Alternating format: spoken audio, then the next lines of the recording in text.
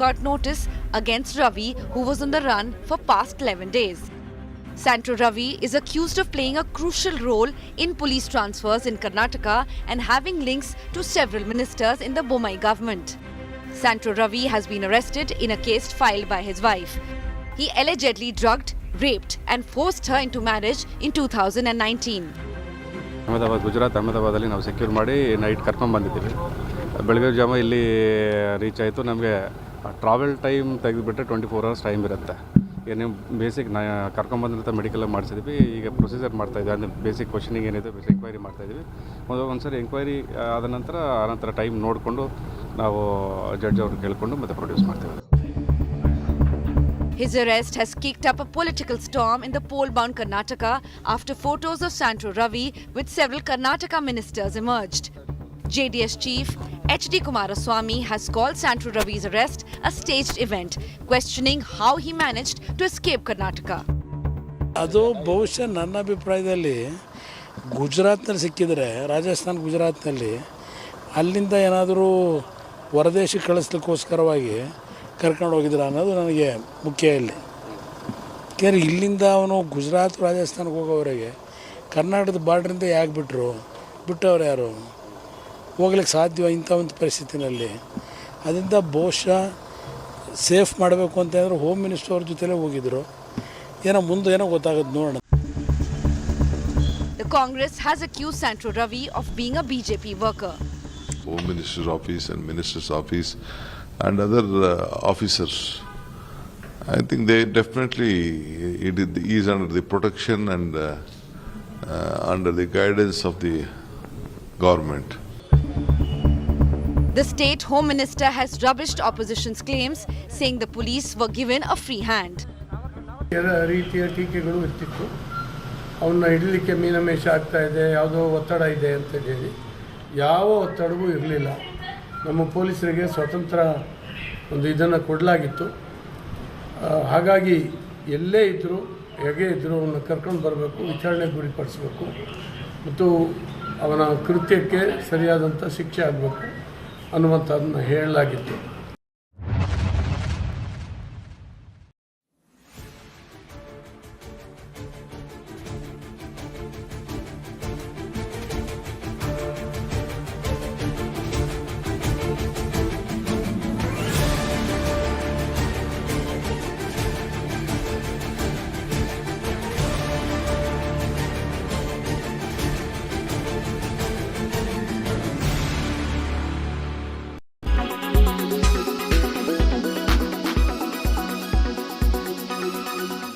Make your media plan smarter with India Today Live TV on your connected devices. Amplify your brand with 100 million smart internet viewers. To advertise, mail us at sales@aajtak.com.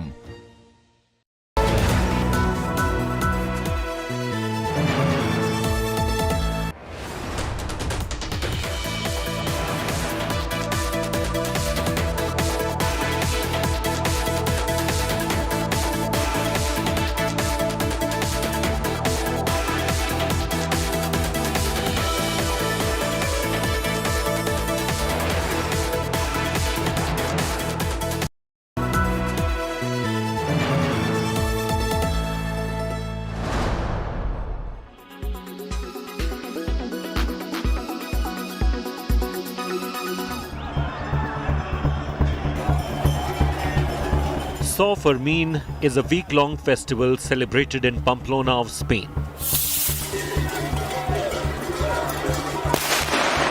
Though the festivities held in the month of July every year start off with firecrackers, the main attraction is the bull running.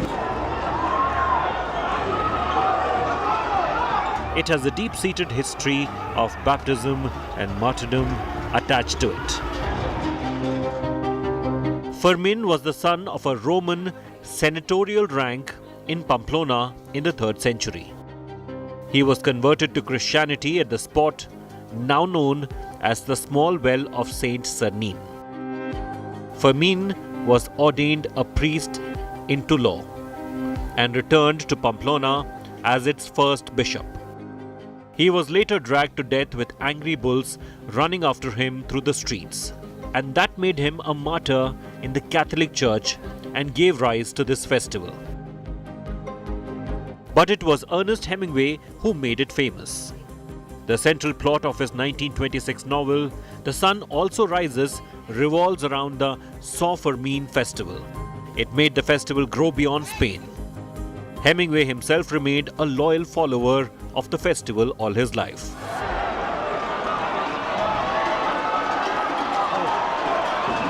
Over the period of centuries, with the growth of its popularity, Fermin is no longer a simple festival of local youths having fun with bull running and bullfighting.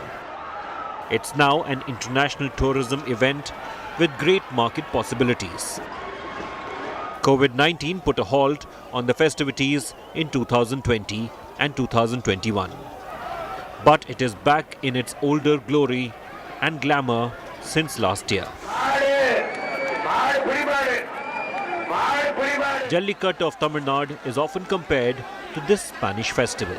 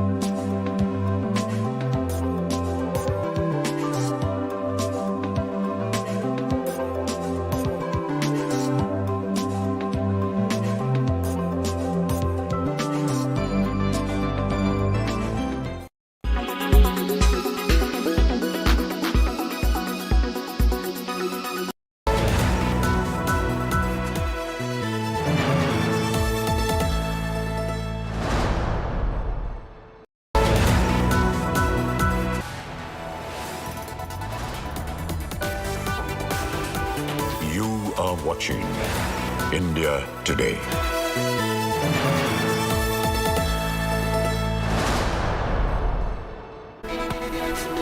You're with us here on India Today. I'm Abha Bakaya. Here are the day's headlines at this hour. All-important BJP executive meet, focus on state polls and 2024 election strategy. Prime Minister Modi to lead BJP brainstorming, followed by mega roadshow.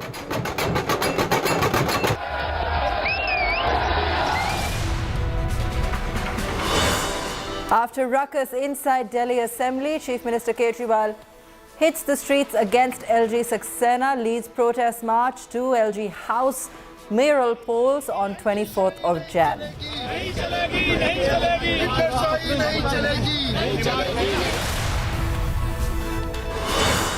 Prime Minister Modi lauds Agniveers in his interaction with the first batch of Jawans, hails the scheme as a game changer.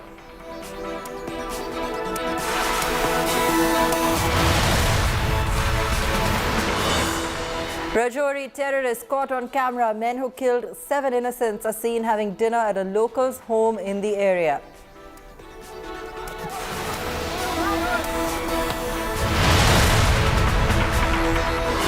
Bribegate Natka explodes in Karnataka. Chief of contractor's body makes explosive claim, says he paid 90 lakh rupees to BJP MLAs.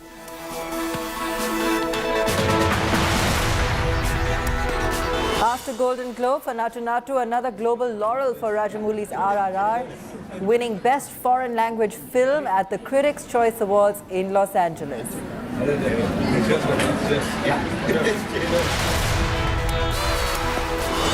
And as the economic crisis deepens in Pakistan, Prime Minister Shehbaz Sharif says it's embarrassing to ask for more loans from countries.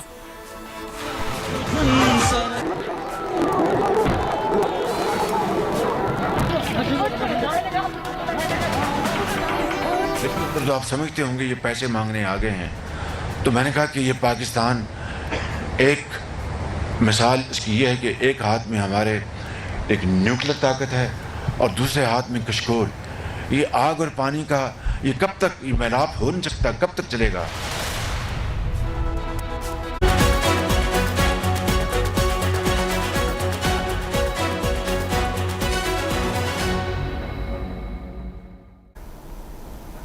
With election season looming, BJP is getting into battle mode. The party is holding a two-day national executive meet in the capital.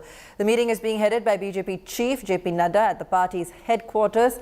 The main aim of the meeting is to set the agenda for the upcoming 2023 assembly elections and the 2024 Lok Sabha election. There is a possibility of agreeing to extend the tenure of Nadda as president in the BJP's national executive meeting in Delhi as his term ends on Jan 20th. Meanwhile, Prime Minister Modi all set to hold a mega roadshow on the first day of the National Executive Meet. Delhi streets are painted in saffron hue. Song, dance and cultural fervour were witnessed ahead of the Prime Minister's mega march. Prime Minister Modi's roadshow is expected to begin at 3 p.m. from Patel Chowk to Jai Singh Road. Attacking the Prime Minister's mega roadshow, Congress called it a joke and said that the Prime Minister is rattled by Congress's Bharat Jodo Yatra's success.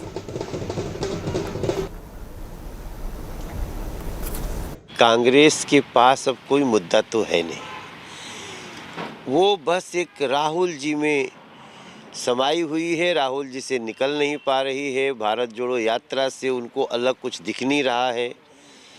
सारे देश के विरोधी भारत जोड़ो यात्रा में राहुल जी से मिल करके खुश हैं। और एक दिन थोड़ा सा क्या 500 मीटर पैदल या गाड़ी पे चल रहे हैं मोदी जी तो एकदम हाहाकार मच जा रहा है। अरे भाई, आज हमारी राष्ट्रीय कार्यकारिणी है, मोदी जी निकलेंगे, हम तो उनका स्वागत करने के लिए सड़कों पे खड़े होंगे। और दिल्ली की जनता को भी बोला है, आप भी आएंगे, मोदी जी से मुलाकात हो जाएगी। तब मुलाकात करने कितने लोग आते हैं हम देखेंगे। लेकिन इसमें कांग्रेस की हताशा ये बता रही है कि उनके पास और कुछ है ही नहीं। हमारे एजेंडे अगले आने वाले चुनाव रहेंगे, जो इस साल में चुनाव हैं, और 2024 की तैयारी। नड्डा जी के टेन्योर को लेकर भी कोई चर्चा? मुझे लगता है ये विषय भी छोड़ देना चाहिए, क्योंकि ये पार्टी का अंदरूनी मामला है, हम अपने आपस में तय करेंगे।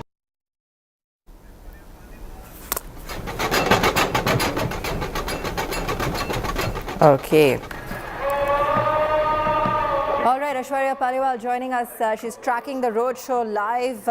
Aishwarya, take us through the mood on ground. It's being said that this is almost like, the party declaring war for 2024.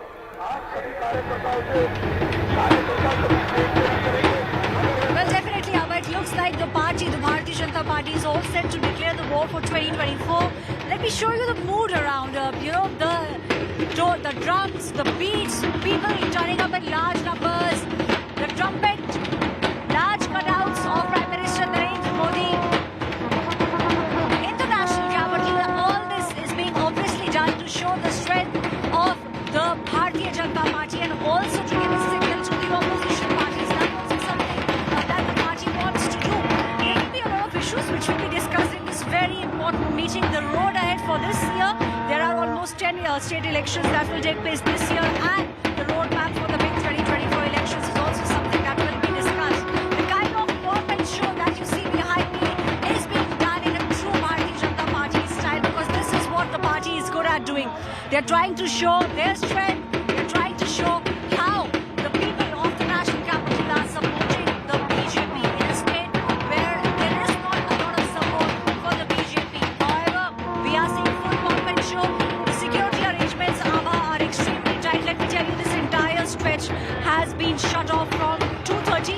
Some of the last vehicles are being allowed to go till about 5 p.m. This entire stretch will remain shut. Prime Minister will begin his roadshow. It's not much, it's barely 500 meters from this circle. This is the Sardar Patel Chowk, and he will then go to the NDMC center, which is 500 meters.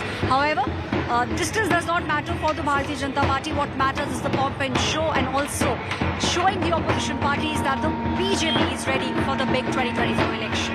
Abha. Well, it sure looks colourful there on ground as the BJP comes out all guns blazing with its celebration. It's looking to brainstorm ahead of the polls. A lot of fanfare, as you can see there, as it comes together for its big party meet. It's also, of course, being looked at politically as strategic given the timing. That's of course Devendra Fadnavis on your screen. You can see he's also attending. Visuals coming in of him being part of this meeting as well. This is the roadshow that's currently kicking off, and we're tracking it live for you here on India Today, getting you all of the updates as we see party leaders attend, as we see them come in one by one, and look forward to some of those takeaways coming out from the big meet. Today, National Executive meet there for the BJP, and of course, they're going to be looking to brainstorm ahead of the assembly polls and getting into battle mode, really all set, not just for what's coming up later this year, but also for what's coming up next year. And it's going to be headed by JP Nadda. This is at the party headquarters in the capital, setting the agenda for for both the assembly elections as well as the Lok Sabha election next year.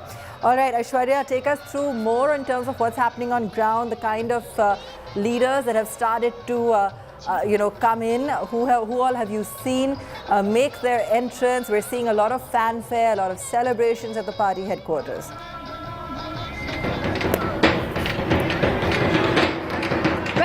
Let me start by showing you those celebrations that are taking place here. One is this.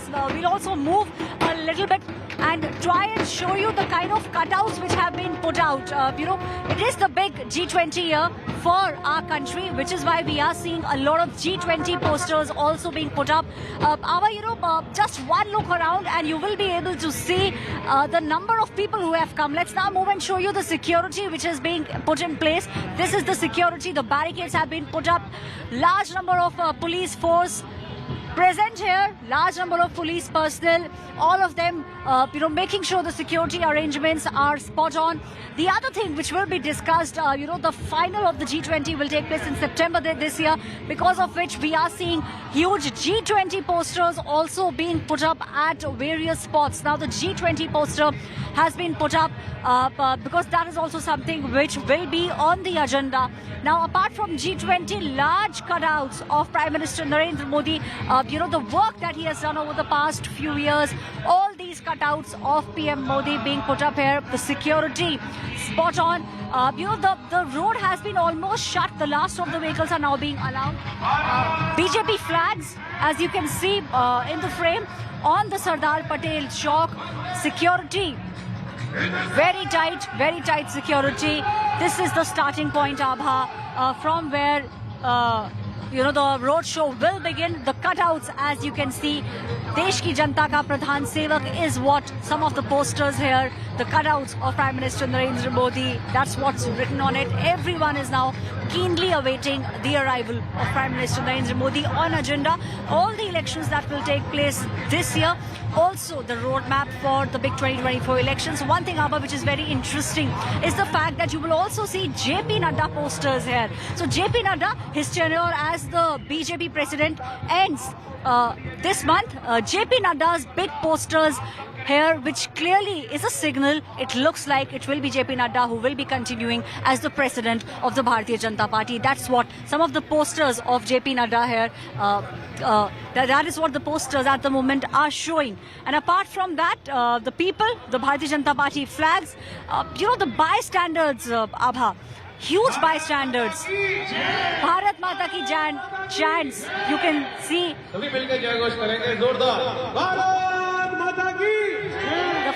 The flower petals are all ready. People are ready to welcome Prime Minister Narendra Modi. This is the mood at the moment at the Sardar Patel Chowk. Abha. Clearly all fired up. We're all awaiting actually the entrance of the Prime Minister, and you also touched upon, of course, that other important point that Nadda may actually continue his tenure as BJP's National Executive head, and so his term actually ends on the 20th of Jan. So it's looking to be extended, or at least that's what the buzz is right now. Now, this is, of course, day one of the meet. It's a two-day meet. So we're seeing saffron colors all across Delhi streets, song, dance, cultural fervor, as you can see there on your screens as well. And we're tracking the action all the way from Patel Chowk to Jai Singh Road, and waiting for the Prime Minister to come in. We've been seeing all the dignitaries sort of walk in one by one on your screens. We have been, seeing them as the roadshow kicks off, and just awaiting the Prime Minister also now in his entry. That's JP Nadda, of course, who you can see on your screen. And remember, this is also important as we're tracking whether or not his term will be extended as well. So that's the other big takeaway that we're watching out for. Aishwarya, of course, there's a lot of, commentary that's coming in, as is natural from opposition parties, particularly Congress, about how this is in response to the Bharat Jodo Yatra. I mean, given the scale of the celebration here, it clearly would seem like they're looking to make an impression. Well, obviously, what you see is the BJP flag all across just this 500 meters. There are various circles in central Delhi which have the posters of the BJP, posters of Prime Minister Narendra Modi, the flags, the dance, the pomp and show. And let me tell you about something which is again very interesting is, this is the first place from where the dance and the music begins. And they have been playing predominantly Gujarati songs, obviously trying to give a signal to the people and also to the opposition parties with a kind of a thumping majority that the party got in Gujarat. So obviously a lot of things are symbols that the party is trying to send, a lot of signals that they're trying to send. One thing which is again, which is taking place in the next 500 meters is that there are dances which are taking place from across the state. So trying to bring together the country as a whole is also something that the party is now trying to do. Bharat Mata Ki chants is something which are taking place here. The music, posters of Prime Minister Narendra Modi, obviously is what the BJP is now trying to do, send a lot of signals. A lot of leaders have also started arriving. The security on spot. Some of the last vehicles on this route are being allowed as people are now waiting Prime Minister Narendra Modi to reach. Everything is ready. People are now just waiting for the PM to arrive. Important decisions will be taken at the end of this two-day executive meet that will take place. Who will now take forward, how will the party go forward is something that will be decided. A roadmap will be decided in this in the next 48 hours, and then we could see some crucial decisions coming out by tomorrow night.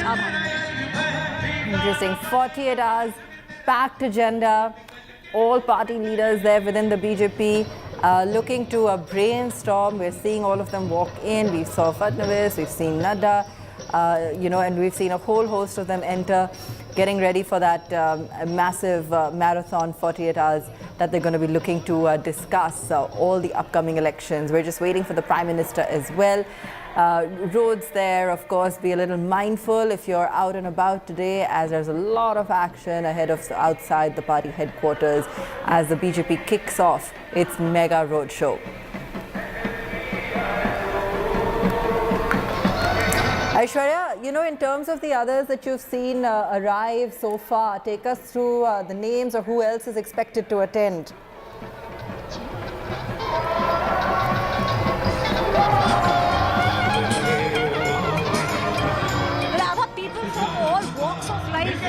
Have come here. We are seeing how Jai Shri Ram is also something, is a slogan that we are hearing very often. So obviously that is also something which the party knows, the kind of feeling that people have towards Lord Ram. And one thing which also will be decided is the way in which the inauguration of the Ram temple will be done, because we have seen how even Home Minister Amit Shah has been making statements about the inauguration of the huge Ram temple. That also is something which we understand will be talked about in the meeting today. So everything that will be done, how to project India to the world, is also something which will be talked about. G20, the big summit which is taking place in our country, it will be ending what the country will do, the kind of topics that they will talk about, all those things will be decided. And the show of strength is also something that the party wants to do. A lot of women supporters here,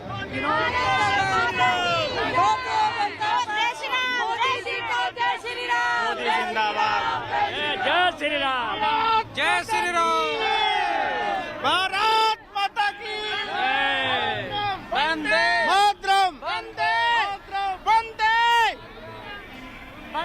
Vande Mataram chants, Abha, and a lot of women supporters. We have seen how the women have been voting en large for Prime Minister Narendra Modi for the Bharatiya Janata Party. Vande Mataram! Bharat Mata ki! Bharat Mata ki! This is also something that will be touched upon. What needs to be done for the women of the country is also something that the party will discuss in this meeting, because they understand the importance of women voters. And we have seen a lot of schemes that over the past few years that the party has come up with specifically for women. We are seeing a lot of women supporters here. They are all now waiting to get a glimpse of Prime Minister Narendra Modi. Abha. Okay, you can just see the kind of expanse and the number of people that have come out in support, in optimism, in anticipation of seeing the Prime Minister, and a huge cross-section of supporters, as Aishwarya just described as well, that have come out in support this afternoon. As we kick off the big roadshow that the BJP has put together, we're of course bringing you live coverage. That's file footage you're seeing of the Prime Minister. We're still awaiting him at the roadshow. On the right, you are seeing, of course, those that have arrived and have made their way into the event. And lots to discuss, of course, in terms of what they have on their agenda for the assembly polls, and then, of course, for the big Lok Sabha elections next year as well. Aishwarya, in terms of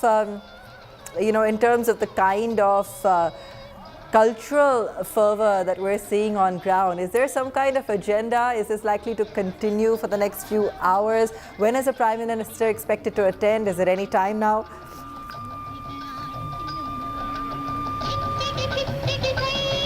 Well, the roadshow, Abha, was supposed to begin at 3 o'clock. We understand, in the next couple of minutes, Prime Minister Narendra Modi should be reaching. However, looking at the vehicular traffic, it looks like it will be some time before the PM arrives, because as soon as the PM will arrive, this entire stretch will be shut off. So that is something that the traffic police will have to look at. However, the timing given for the closure of the roads is still 5 p.m. So it looks like in the next couple of minutes we could see the PM arriving. People have obviously lined up. We can see huge Bharatiya Janata Party flags here. So all those things are in place. The last of the vehicles in and around those vehicles are being allowed at the moment. One thing, however, that the people are now waiting for is to get a glimpse of PM.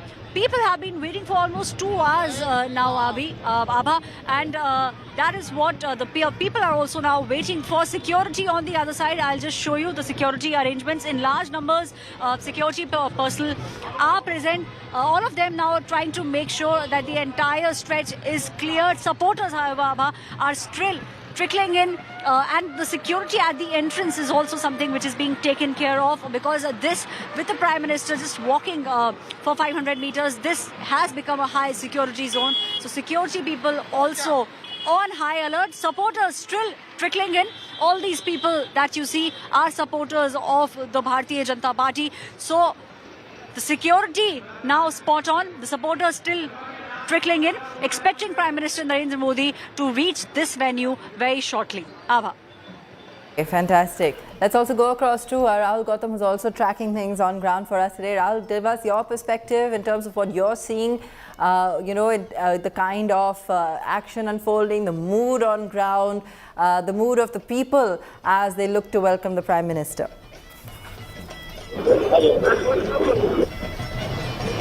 Well, I've got some BJP workers with me who are here eagerly waiting for Prime Minister Narendra Modi. आप यहाँ पर आए हैं प्रधानमंत्री को, आप दिखाइए थोड़ा प्ले कार्ड दिखाइए, मोदी जी का हार्दिक अभिनंदन. मोदी जी के गुजरात जीत के लिए आज राष्ट्रीय कार्यकारिणी का 2 दिवसीय कार्यक्रम है, उसमें श्रद्धेय श्रेष्ठ और ज्येष्ठ प्रधानमंत्री जी उसमें आ रहे हैं. आज उनका हार्दिक धन्यवाद. दिल्ली की जनता पूरी सड़कों पर है. जिस तरह गुजरात की जीत विश्व में सब आंखें गड़ा के बैठे हुए थे, वहां पर 150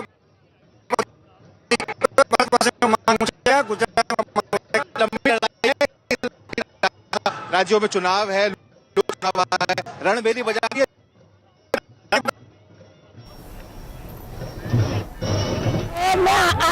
Okay, we're going to go back across.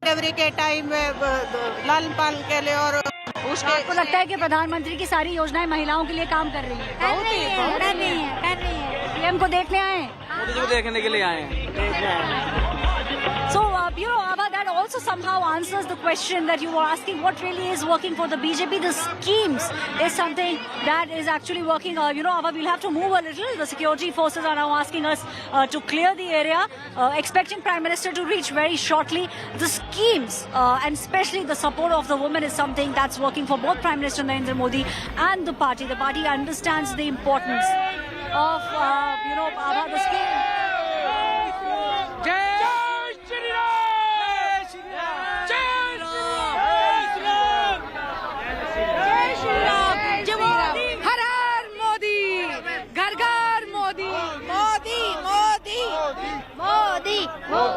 Modi. So, Abha, the chanting has started. Prime Minister Narendra Modi's name being chanted, and people are now waiting for the Prime Minister. We have been asked to stay in this area, not being allowed to move there because of security reasons. The security personnel now asking us to clear the area, which means Prime Minister Narendra Modi is expected to reach shortly at the venue. Abha, we will have to move a little. The security personnel now asking us to move and to be in one corner, expecting Prime Minister Modi, Abha, to be reaching here shortly. Okay, is he expected to address the crowd or give any kind of statement today, Aishwarya, or would that be at the end of the 48 hours perhaps? Well, Abha, let me tell you, that's a very difficult question to answer because we all know, the things that Prime Minister Narendra Modi does. We have seen how there have been times when he has got down from his car and then clicked selfies with the people working. So, we do understand there are chances of Prime Minister stopping and maybe, just stopping and waving. That is also something that we are expecting at the moment. Will he be speaking with the people is something we'll have to wait and watch. However, what people are expecting at least is for the PM to, at least wave to the people and to acknowledge all those people who are here on the spot. Abha, we have to move from here. The security personnel now asking us to clear the area. We will show you the kind of security arrangements now, Abha, that are being done in place. The entire area, Abha, now being shut off. The barricades being put up. We are now expecting Prime Minister to reach the spot very shortly. The security men on all the sides now stopping the vehicles, stopping the vehicular movement. We are, Abha, at the Sardar Patel Chowk. This is the route that the Prime Minister will take. Abha. All right, so gearing up. Okay, we've got Shivraj Singh Chauhan also entering, as you can see on your screens. Hema Malini, Devendra Fadnavis, JP Nadda, Shivraj Singh Chauhan, some of the names that we've seen walking into this meeting just in the last few minutes, awaiting the Prime Minister as security intensifies, predicting his arrival at the headquarters. It's been a sea of saffron and a lot of fervor, as you can see, cultural celebrations. Rajnath Singh, the Defence Minister Rajnath Singh also entering. We could just see him there as he walked in just a few minutes. Live visuals coming in on your screen. And you can just see how colourfully everything has been decorated. The fanfare outside, the crowds milling and awaiting the Prime Minister's arrival. BJP really putting this together with full fanfare as they kick off what they're calling a mega roadshow. It's a 48-hour brainstorm session at the party headquarters as they look to address ideas ahead of the assembly polls and the Lok Sabha polls next year. More people arriving, as you can see on your screens as well. We've seen Shivraj Singh Chauhan, Hema Malini, JP Nadda, some of these dignitaries entering the party headquarters. More expected, and the Prime Minister himself expected any moment now as the meet is set to begin.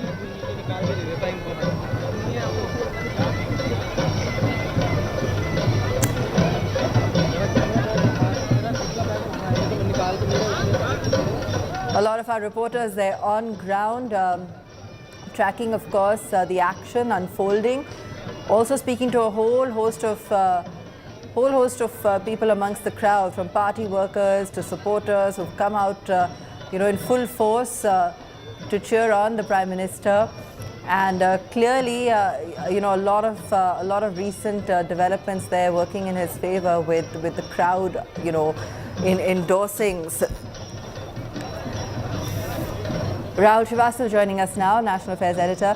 Rahul, I was just talking about how the BJP here really looks to be building a cohesive front, playing up on the things that have worked for them in the last few weeks and months, and really building up a solid front ahead of the key elections.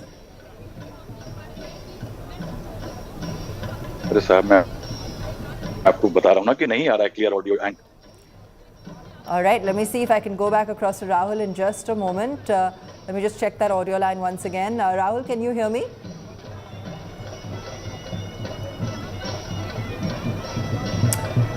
We'll just go back across to Rahul. Okay.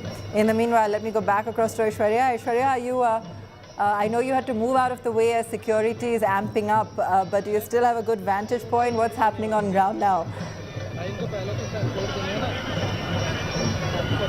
Well, I would definitely, let me show you the visuals here. The entire area has been cleared off. You can see the security personnel now asking all the people to clear this area. The whistles that you hear are the police personnel now whistling to make sure that the supporters move on one side. The media has been asked to move on one side. That is the route that the Prime Minister will take. The entire area has now been shut off. This area will remain shut off until about 5 p.m. Once the Prime Minister goes inside, then the vehicles will be asked to be here.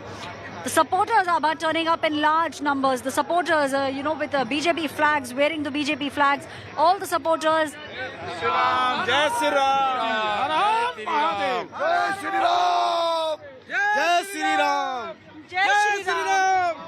So the people here chanting Jai Shri Ram, the sloganeering taking place, and the security now asking everyone to move. We'll give you pictures from a height, from a vantage point. You can see the security personnel there. They formed a queue. The vehicles have been put in place. All this is being done as they are expecting the PM to reach the venue very shortly. Abha. All right, that's Yogi Adityanath walking in, as you can see. So all of the BJP heavyweights in attendance at this mega roadshow. It's clearly a show of strength this afternoon, kicking off this Monday and just a week ahead of Republic Day with a grand celebration and a show of strength for the BJP, with some of its heavy hitters in attendance this afternoon.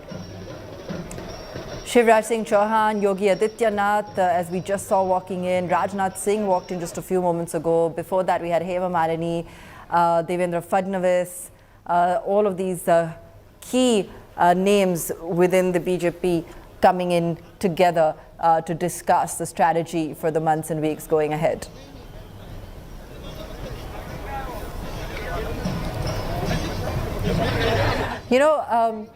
Aishwarya, this is extremely significant because we've seen, the Congress over the last few weeks and months with its Bharat Jodo Yatra be very much in the news for this kind of, aim at gathering crowds as it builds up momentum ahead of polls. But here's BJP coming in with one giant sweep and just showing the kind of strength it has all out in full force. It's not just a quiet boardroom meeting.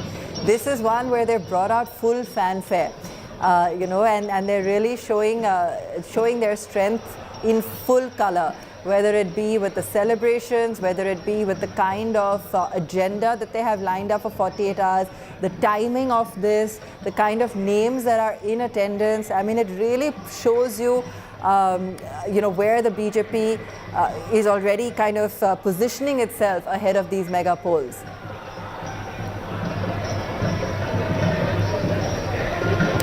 Well, if if you need to do something, do it big, do it in style. I believe that is the motto of the Bharatiya Janata Party, and that is something that even Prime Minister Narendra Modi believes in. It has been his history. Even when he was the CM, we could see the way in which he used to do all the events, the way in which he used to show strength, and that is exactly what the BJP is now trying to do. This is just the beginning of the year, and now we are seeing the show of strength that the BJP is trying to show up. But definitely there is a lot of symbolism here. They want to tell the opposition parties, all the leaders, that they are also gearing up for the big 2024 elections, and this is almost 1.5 years before the big elections will take place. It is also showing you the way in which the BJP functions as a party.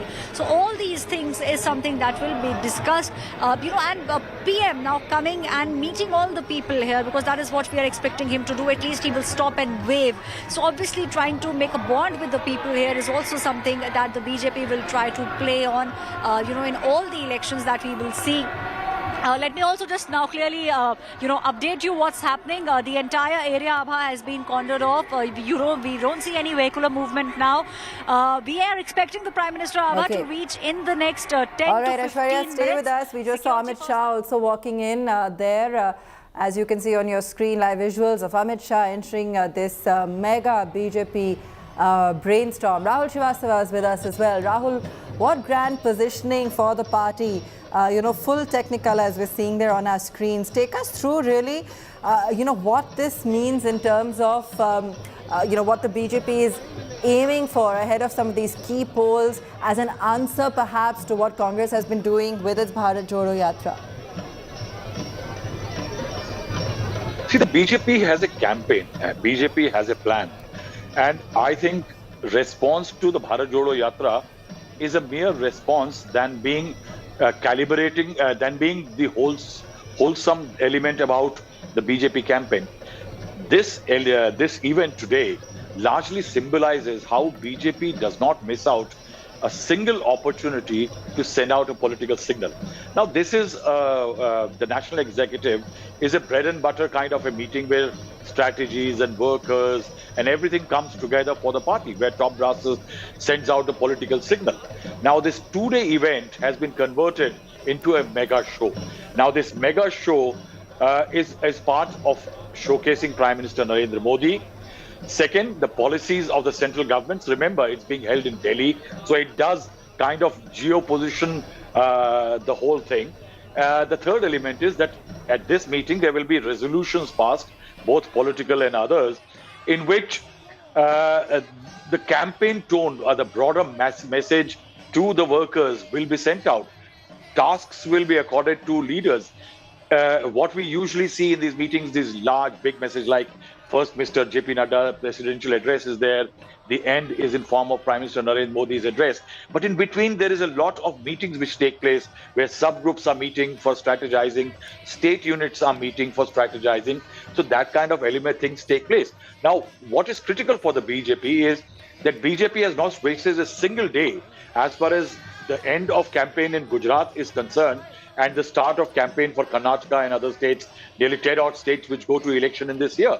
Now, if you recall on the last day of voting in Ahmedabad, when Prime Minister Narendra Modi was there to cast his vote, on that day he flew directly, immediately from Ahmedabad after casting his vote and came to Delhi to attend an office bearers meeting of the BJP. In that, the agenda was preparations for the next election. So that's how back-to-back the BJP's campaign plans unfold usually. Now, yes, definitely somewhere Rahul Gandhi's Bharat Jodo Yatra has led to a certain amount of recalibration within the BJP system.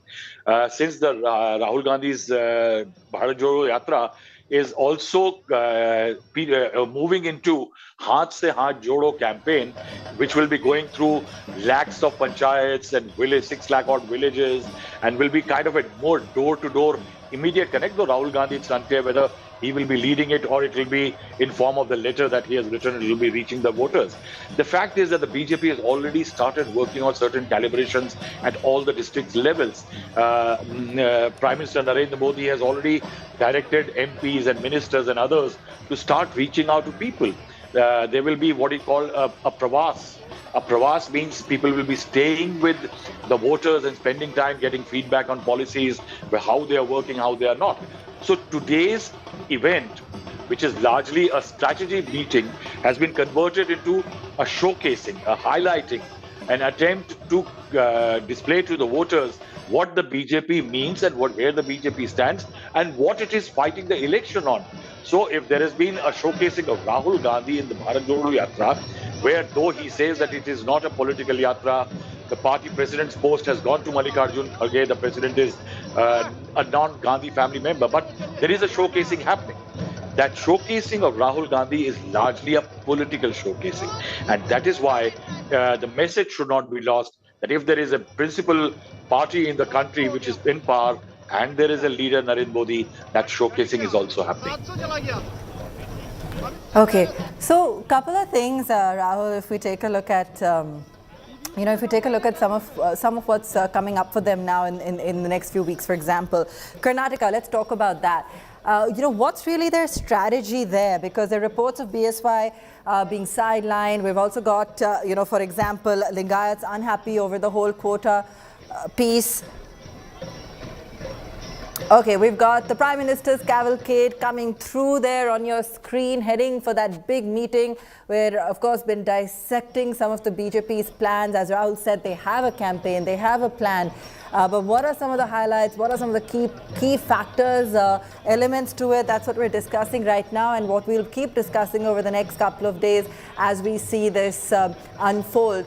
BJP really having a complete show of strength. Amit Shah also just entering. And here's the Prime Minister himself, the cavalcade coming through as supporters across are cheering him on, waiting for that moment where possibly, if not a wave, a selfie, he possibly addresses them, let's see, or he walks in straight. But they've all come out in full force, looking to get that fraction of a second with the Prime Minister as well. A two-day meet, a BJP mega roadshow where they're looking to, get things together ahead of both the assembly elections and the Lok Sabha elections next year.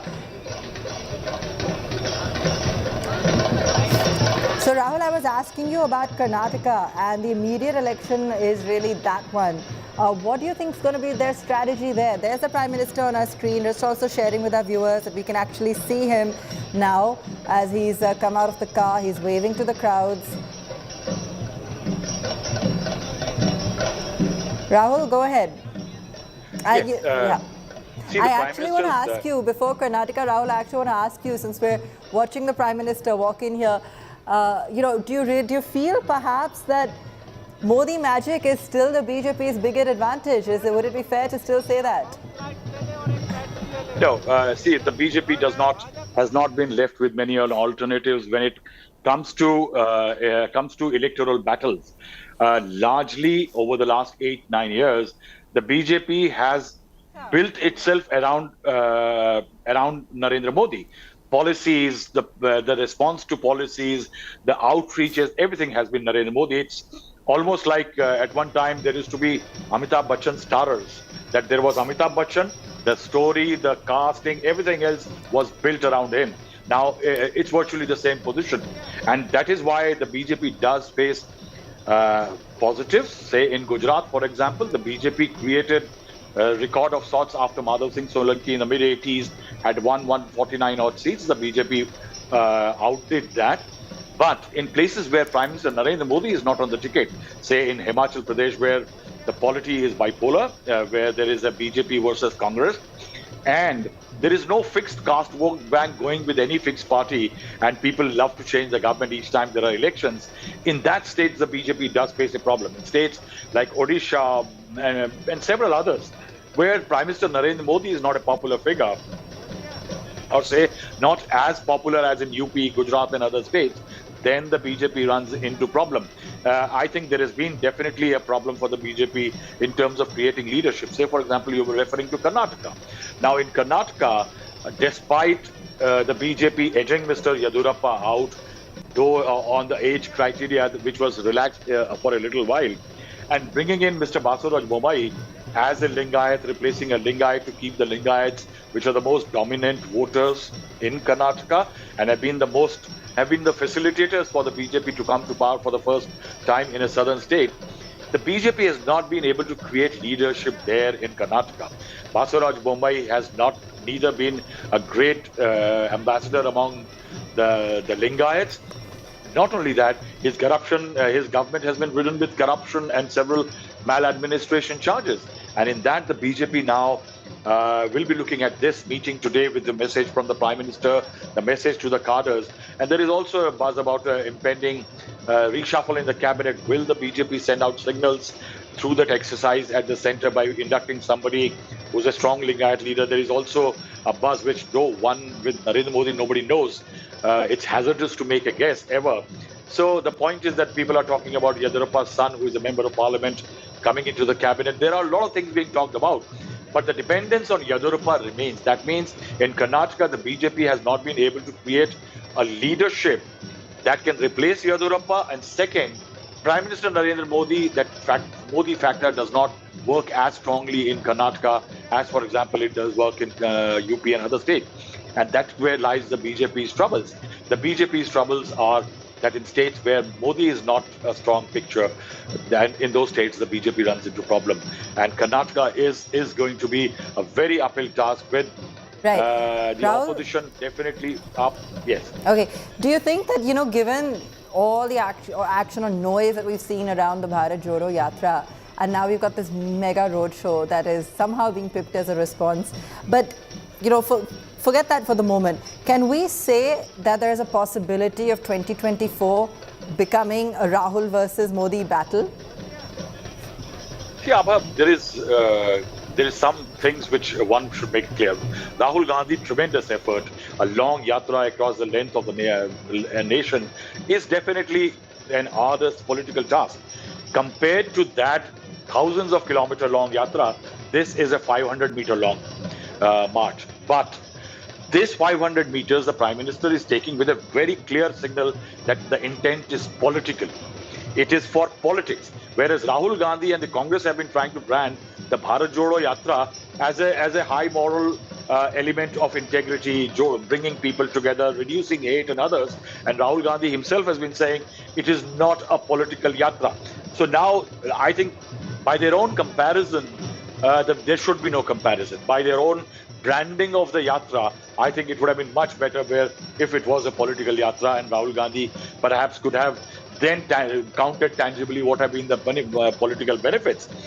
The point here is that Congress has been galvanized. The cadres are moving. There is a plan. The Congress didn't have a plan a few months back. All those goods are there. But has there been a political benefit? One will have to wait and see. Whereas this yatra by the Prime Minister, a very short one, 500 meters from Jantar Mantar roundabout till the NDMC building is barely half a kilometer. But that does send out a political signal, and there is an unabashed message that we are into politics. Now in that, when you say that will it be, it's not just a matter of will it be. The Congress is desperate to make it now a Modi versus Rahul or Congress versus BJP battle. Otherwise, it loses its principal opposition space to a Mamata Banerjee and several other political players like TRS, and say even Nitish Kumar is flexing his muscles to be the opposition space. So the Congress wants that battle.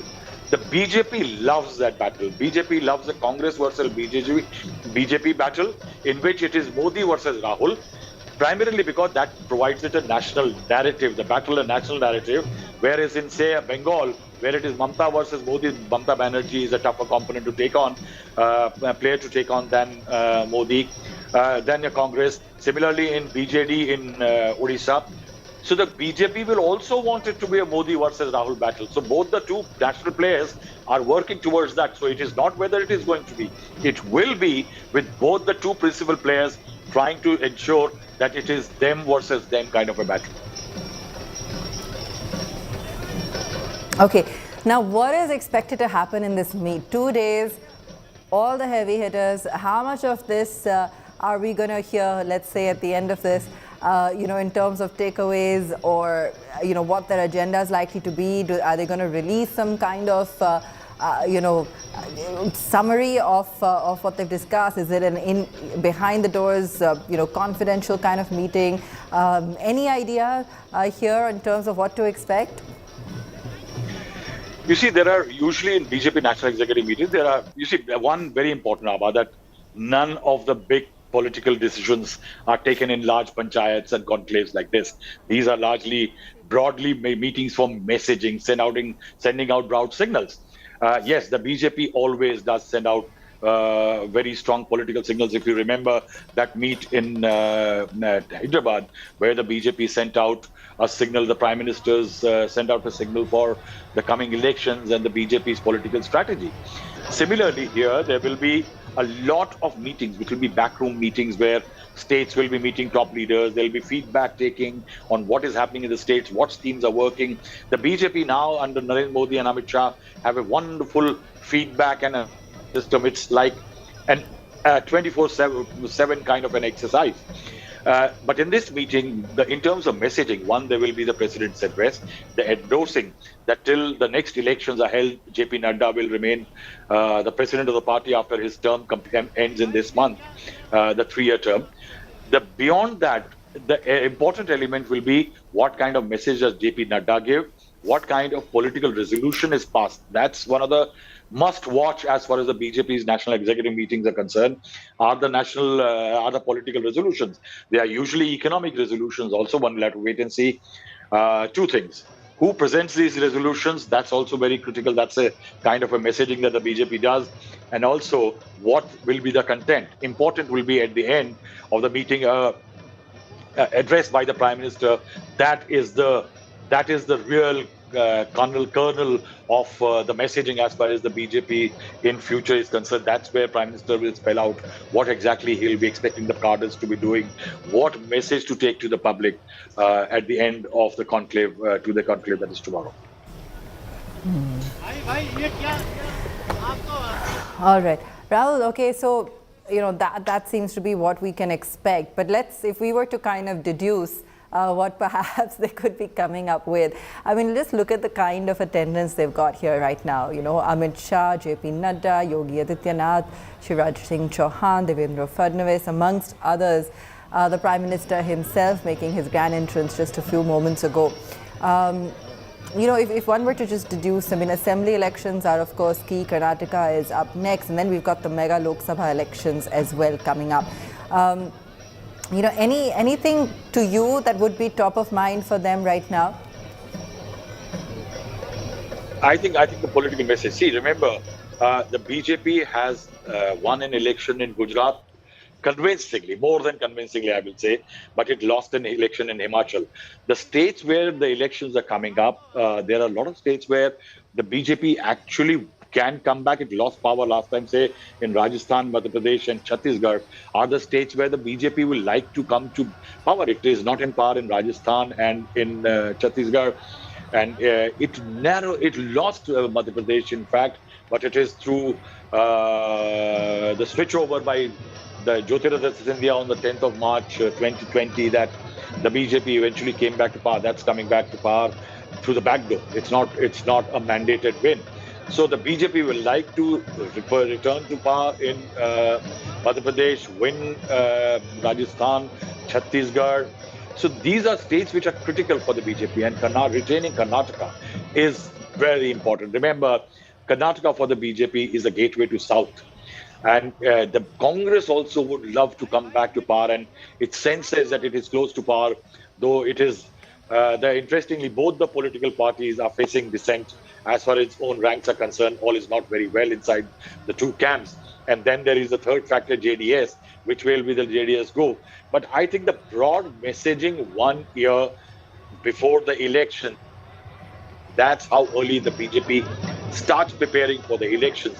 I think the clear messaging by Prime Minister will be not just for these assembly elections, because remember, these assembly elections, 10 of them are going to be virtually a kind of a dress rehearsal for 2024 next year. And that is why the BJP will message from the Prime Minister and the BJP top brass will be, do not spare any effort in these states so that 2024 may just become easier.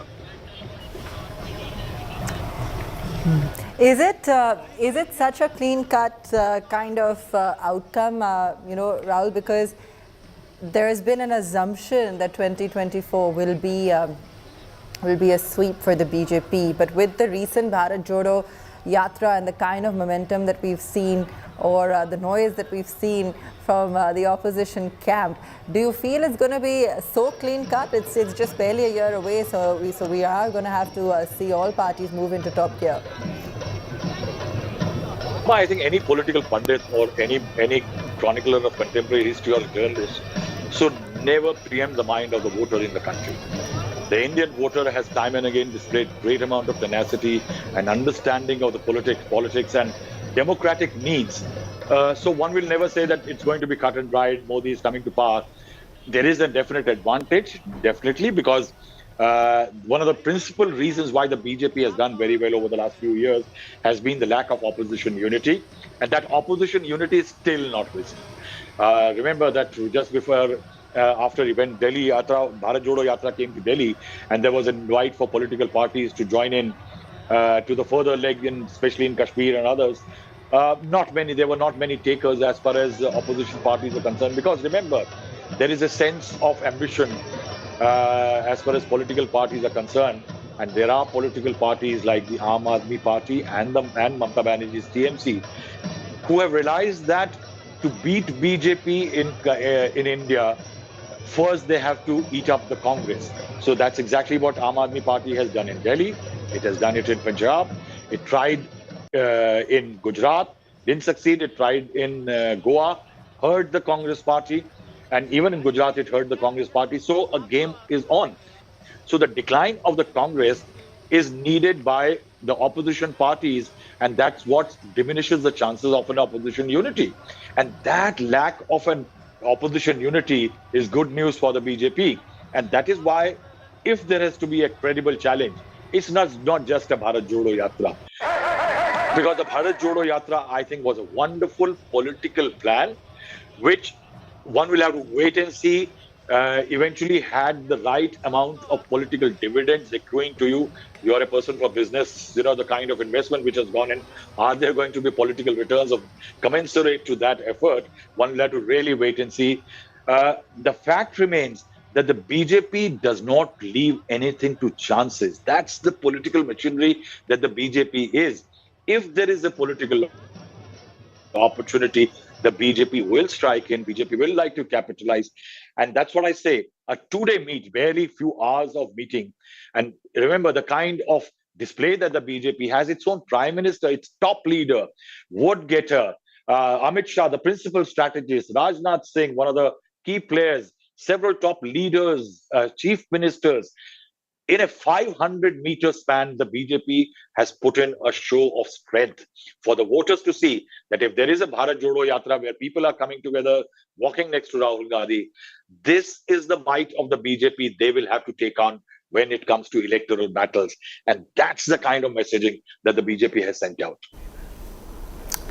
Okay, stay with us, Rahul. Let's also go back across to Aishwarya. Aishwarya, we saw the Prime Minister enter. Take us through the action on ground, the kind of reaction. And, we've seen a slew of leaders that have, of course, walked into the headquarters. Just take us through the mood on the ground and how the anticipation is building up.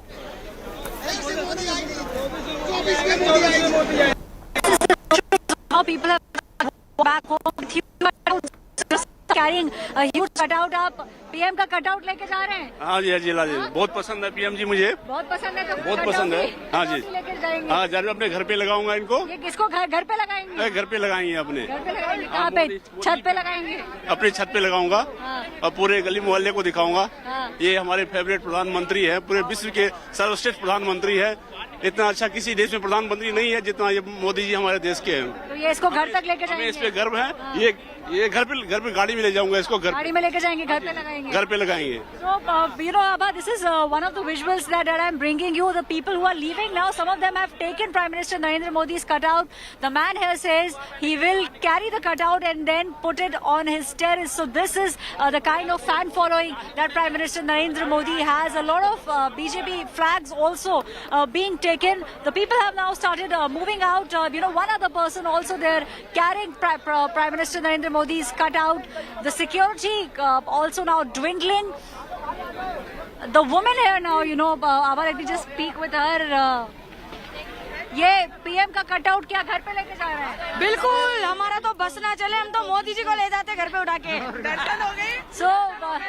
दर्शन हो गए? दर्शन हो गए, बहुत अच्छे से दर्शन हुए मोदी जी के। बिल्कुल। उनको रुक के वेव किया प्रधानमंत्री ने। हाँ, बिल्कुल, हमारे देश की स्मार्ट प्रधानमंत्री। So the people here, very happy to the fact that they actually could see Prime Minister Narendra Modi. A lot of people also carrying out these huge cutouts of Prime Minister Modi and saying that they will take the cutouts and put them on the terrace of their homes. So, Abha, the fan following of Prime Minister Narendra Modi, very evident here.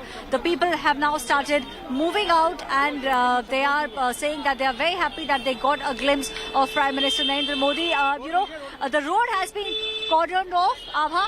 The people have now started moving on foot. The security is still in place. The PM has entered and the executive meet, we believe, has started. Abha.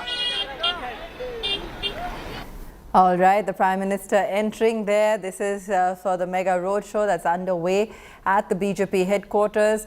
And, a big day for the political party as it brings together all of its heavyweights under one roof for a massive brainstorming session over the next 48 hours. The Congress, of course, coming out and saying this is in response to their Bharat Jodo Yatra. But the BJP just bringing out all stops, to show a show of strength ahead of the polls and to really come up with a clear campaign, a clear strategy as it moves ahead and very quickly towards 2024. We've seen Modi magic at play. We've seen once again how the crowds respond and the kind of euphoria that brings together supporters around the BJP headquarters, and especially at a time like this when they're watching the Prime Minister and awaiting his entrance.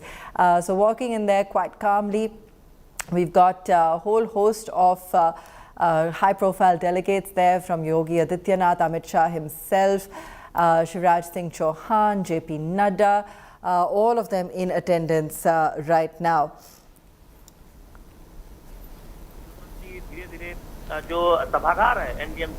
Okay. Aishwarya, are the activities and celebrations going to continue, or do we now see the meeting kick off and more serious conversations taking place behind closed door? Has security shifted at all, or is it as intense but just perhaps more circling the actual headquarters? Well, after the people have started moving out now, all the activities, the sloganeering, everything is now over. People, however, taking the flags with them. We'll just ask the people, आपको प्रधानमंत्री के दर्शन हुए? देख गए थे प्रधानमंत्री? हाँ, बहुत अच्छे से देखे, बहुत अच्छे से दर्शन किए हमने। कितनी दूर थे? भगवान जैसे, भगवान कितनी पास से देखा? 4 फीट की दूरी थी हमारी, 4 फीट का दूरी रहा है। जी बिल्कुल, बहुत दर्शन हो गया। बंगाल से आए हुए हम लोग। बहुत अच्छा की। वंदे नरेंद्र मोदी जिंदाबाद, Narendra Modi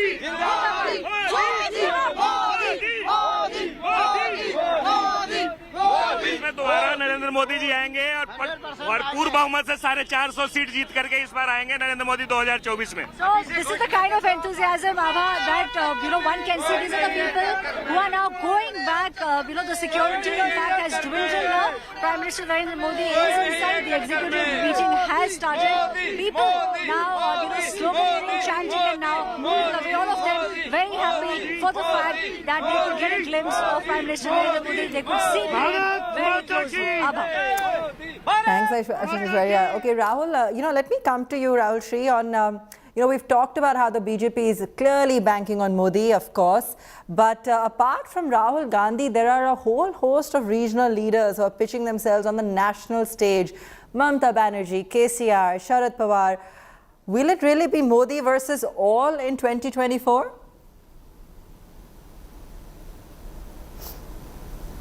Yes, the BJP is planning a campaign of that kind only. Eventually, it does like you have a national narrative, but in respective states, it's going to be regional players versus Narendra Modi. And if you see in Bengal what happened, the epic battle between Mamata Banerjee and Prime Minister Narendra Modi, though there were several players on both the sides assisting them in form of being generals, but it was a battle between the two. Similarly, in Telangana, for example, what one realizes that even the TRS chief is trying to prepare for a battle with Narendra Modi, because by that eventually he is able to create a situation in which the party on the ground, which has got better cadre strength and presence, the Congress party, does get ignored.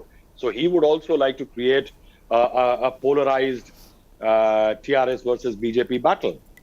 Similarly, in Maharashtra, the story is slightly different, where one will have to wait and see that after the split in the Shiv Sena with Eknath Shinde becoming chief minister, how the original Shiv Sena, that is led by Uddhav Thackeray, is going to contest or politically approach the elections, primarily because of the fact that though at one time there was an assessment that if the Vikas Aghadi components fight the election together, the Congress, NCP and the Shiv Sena, the BJP may get decimated.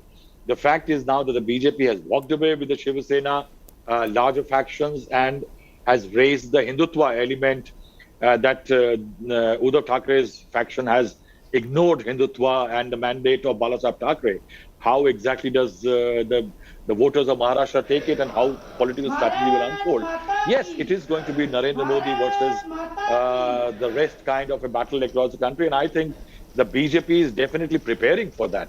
If you see the kind of a million mutinies that has been created all over the country by the BJP against the sitting rivals in power in the states, or how the BJP is out to retain power, what the party realizes that more states you control ahead of 2024, the better for the party it is going to be in 2024 Lok Sabha elections. Clearly.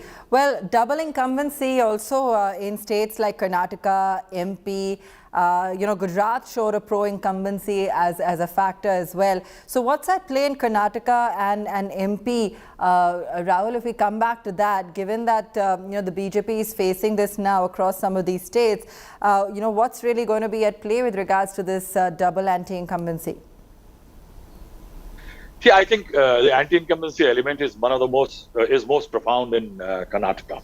Karnataka is where the BJP really faces, because the state government has been discredited over the last few months, and the ouster of Yediyurappa, both in terms of administrative control and also sending out the signal to the most dominant set of voters, the Lingayats in the state, there has been a disaster as far as the BJP is concerned. I think there are too many factions, with the Yediyurappa faction sulking.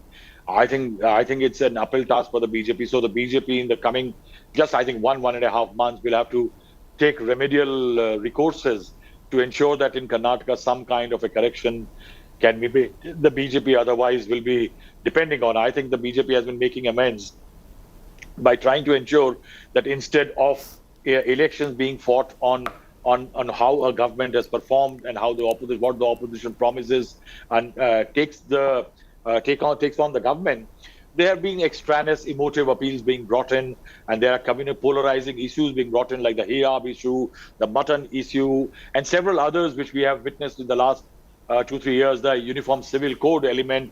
It is basically an idea is to polarize, as bring in one more element that usually helps the BJP. So I think Karnataka is going to be a very tough battle. Beyond that, in Madhya Pradesh, the BJP is in power. The BJP has a bit of an advantage that the Congress, after Jyotiraditya walked away, is on the back foot. But the fact is that the BJP's big decision impending, which one will wait to see whether Shivraj Singh Chauhan will be the face of the party. Some sources are saying no. That means that the BJP is hunting for a replacement. Will that be an adequate, suitable, and a better replacement? One will have to wait and see. And I think a lot will depend on that. Okay. The other question we have, Rahul, is of course whether or not JP Nadda will be re-elected as BJP chief. That's also what's being much talked about, given that his tenure is set to end this month. But it's expected that it will continue. Anything that you heard on this? The decision has already been taken that he may get a 1-year extension. Usually the what we are hearing is that the national executive may largely endorse the decision and he may deliver the address. But the fact is that in BJP, the tradition used to be that the endorsing of president's extension or election used to happen in a smaller entity called the National Council. I think it is going to happen. I think the BJP has indicated amply that JP Nadda is likely to lead the party till the 2024 elections are done, because that frees somebody like an Amit Shah to continue making, and I think there is a trust factor which has come in vis-a-vis Amit Shah is concerned. As far as JP Nadda is concerned, vis-a-vis both Prime Minister Narendra Modi and Amit Shah, Nadda does have a soothing presence. He hails from Himachal. There has been a setback in the state which he comes from as far as the assembly elections are concerned. But Nadda, to his credit, definitely has calmed down, kept the tempers calm in the state. In places like Gujarat and others, we saw a lot of anger over tickets being denied. But I think Nadda and BJP's points person, Prime Minister's point person, C.R. Patil, I think they did a good job. And I think largely that's why one can say is that it can be solved, that it is likely that Mr. Nadda may well be endorsed as the next president endorsed. The decision has already been taken. Great. Okay, let's also go across to Rahul Gautam. The event is, getting on its way, and let's listen in a little bit. We've seen the Prime Minister there, JP Nadda, lighting the lamp. Rahul Gautam's also with us, tracking the mood on ground. Rahul, take us through some of your, your takeaways, what you're seeing. We're seeing, of course, the front row with all the dignitaries there on screen right now as we speak to you. Well, roadshow is over now, and you can see people are still leaving from the venue. That was Sansad Marg. Thousands of Congress, BJP supporters and workers were here. When Prime Minister Narendra Modi, was passing through the stretch, obviously people were a lot very excited, and they gave a very warm reception to Prime Minister Narendra Modi. In fact, there were many chants also for Prime Minister Modi saying that he's certainly going to conquer 2024 as well. There's a mammoth challenge before the top brass of BJP. That is 9 assembly polls that are going to take place this year, and therefore, in order to galvanize their, ground force, in order to send out the strong message that there's no match for Juggernaut, BJP's Juggernaut, that is Prime Minister Narendra Modi and Amit Shah, and therefore, this roadshow was planned. Obviously, the message is to send out that Prime Minister Narendra Modi is the vote magnet for BJP, and therefore, he was here. Obviously, this also shows that how, BJP has always been insisting on outreach programs, and therefore you had Prime Minister himself passing through and leading this roadshow, and obviously now he's going to take part in a national executive meeting, which wherein all these leaders are going to deliberate as to how they're going to come out with the future course of action pertaining to upcoming assembly polls and 2024. You can say that it was a mega show of strength for BJP, and undoubtedly it was a massive outreach program, one which personal touch, of Narendra Modi's second road show following the landslide victory of Gujarat. All right, let me also go across to Aishwarya Paliwal. We can see Rajnath Singh is there, of course, Yogi Adityanath. We're seeing all the leaders actually taking their seats now as they're kicking off this big meeting. Aishwarya, of course, outside, the celebration part perhaps has now sobered up as everyone has, kicked off the meeting. We've seen the lighting of the lamp with the Prime Minister and JP Nadda there. Take us through, what's really happening on ground as you see it.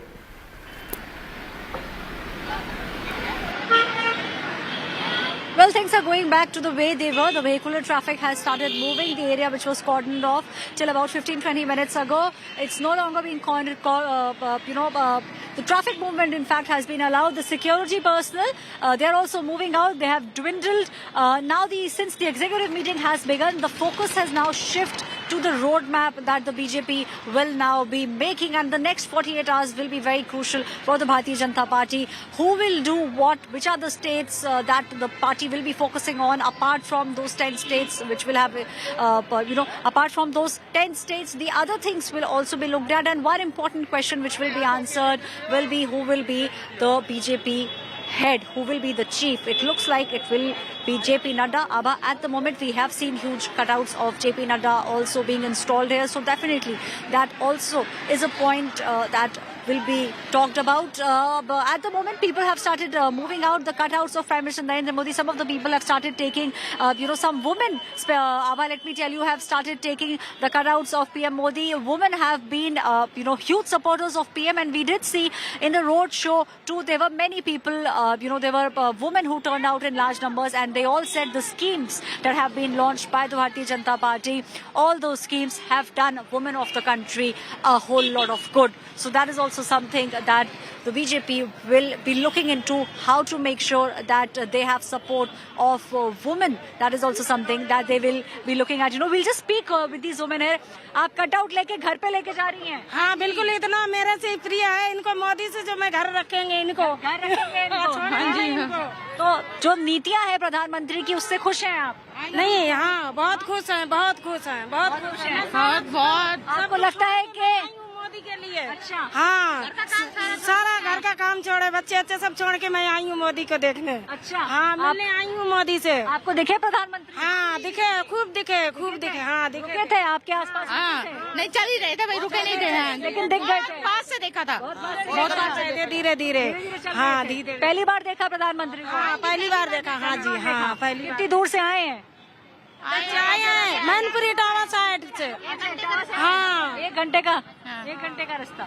So, women in large numbers, and one even taking the cutout abha of Prime Minister Narendra Modi to her house, saying that the schemes that the PM and the BJP has launched has done women of the country a lot of good, and which is why they have turned up. These women, abha, let me tell you, have travelled almost for 1 hour just to get a glimpse of Prime Minister Narendra Modi. All right. Thanks for that, Aishwarya. We are seeing a full house there as the BJP kicks off its roadshow today. It's a 2-day long affair where they are going to be dissecting their strategy and their campaign going forward into the assembly polls. Remember, Karnataka is, of course, one of the first elections that's coming up for them, and that's going to be complicated. But that apart, they're also going to be looking forward to the Lok Sabha polls. Okay, we'll leave it there for now. Aishwarya, Rahul Gautam and Rahul Srivastava joining us on this. We'll wait to see further updates as the meeting begins and some of those takeaways unfold. Let's take a break. When we come back, Bribegate Nataka exploding in Karnataka. Chief of Contractors Body makes explosive claims, says he paid 90 lakh rupees to BJP MLAs.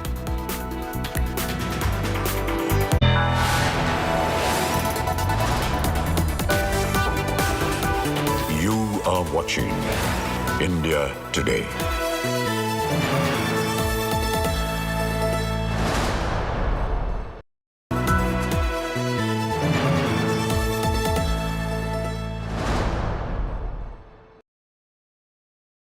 It's 2023, and India remains the sole shining star in the global economy.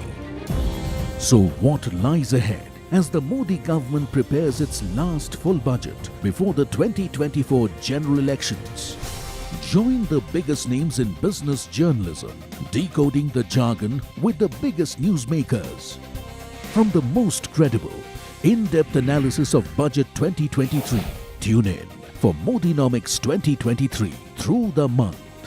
Only on India Today and Business Today Television, gold standard of business journalism.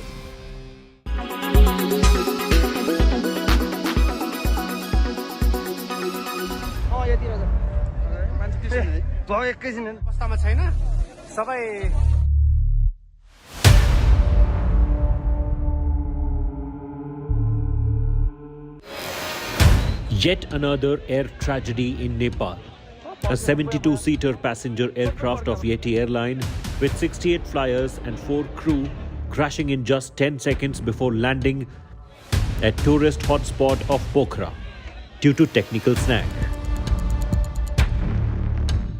While 5 of the passengers were Indians, there were 6 children, including 3 infants on board. मेरी संवेदनाएं समस्त परिजनों के साथ है और इस समय में हमारे सभी यात्रियों को, परिजनों को, जितने भी हमारे सफल रूप से निकल पाएं और सभी को मेरी बहुत दिल की गहराइयों से बहुत-बहुत संवेदनाएं. Dramatic images showed the moments of crash as the ATR-72 jet made an abortive bid to land after getting nod for touchdown. Tilting dangerously and plunging to the ground with a loud bang and exploding into a large fireball. The senior pilot of Yeti airline, Kamal Kesi, with 20 years of experience, crashed into a gorge of Seti River. Images after the crash showed the wreckage burning and billowing out thick plumes of smoke. Rescue workers from Nepal Army, police, fire department and locals tried to put out the massive blaze with water and took out badly charred bodies from the wreckage. Apart from the 5 Indians, there were 53 Nepali, 4 Russians, 1 Irish, 2 South Koreans, 1 Argentinian, 1 Australian and a French national on board. The plane had made 3 sorties between Kathmandu and Pokhara in the morning before crashing during the 4th trip. Nepal's Prime Minister Prachand took stock of the rescue bid. Nepal has lost 800 lives since 1946 to air tragedies, 95% of which were blamed on technical snag.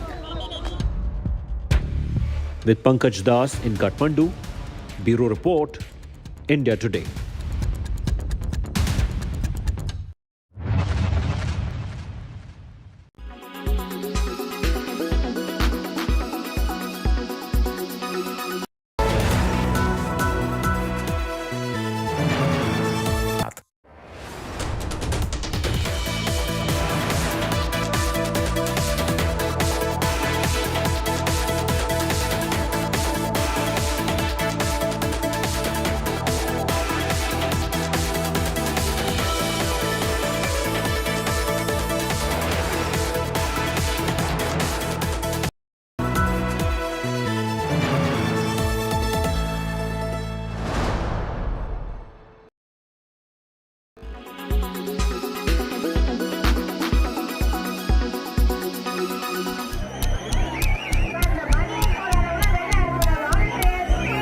Jallikattu combines 2 P's of Dravidian culture, pride and politics, and that rules Tamil Nadu and its people.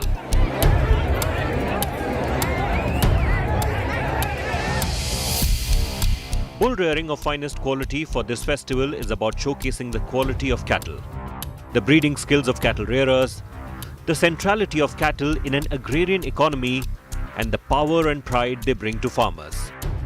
But in the middle of all this lies another truth of animal abuse and death and severe injury sustained by both the beast and man trying to tame it. Nearly a decade after the ban on training and exhibition of animals was imposed, Jallikattu faced its first hurdle in 2007. The Animal Welfare Board of India and the animal rights group PETA moved petitions in the Supreme Court against Jallikattu as well as bullock cart race. The Tamil Nadu government, with M. Karunanidhi as its chief minister, worked its way out of the ban by passing a law in 2009. 2 years later, in 2011, when the UPA government added bulls to the list of animals from being banned for training and exhibition, the Animal Welfare Board of India and PETA filed a petition in the Supreme Court. They contested the regulations were not being followed and that bulls were being subjected to cruelty as defined under the Prevention of Cruelty to Animals Act 1960. In May 2014, the Supreme Court banned the bull taming sport, ruling on a petition that cited the 2011 notification. As a result, Jallikattu did not take place in subsequent years.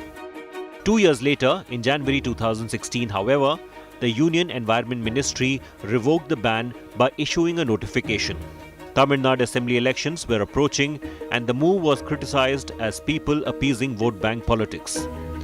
The Animal Welfare Board of India and PETA challenged the notification.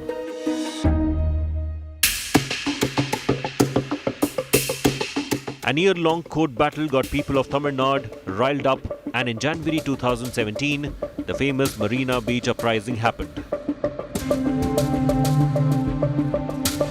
Several hundreds of protesters conducted peaceful rally at Tamil Nadu's capital city Chennai, opposing the ban on Jallikattu. Tamil superstar Kamal Haasan and Rajnikanth spoke in support of Jallikattu.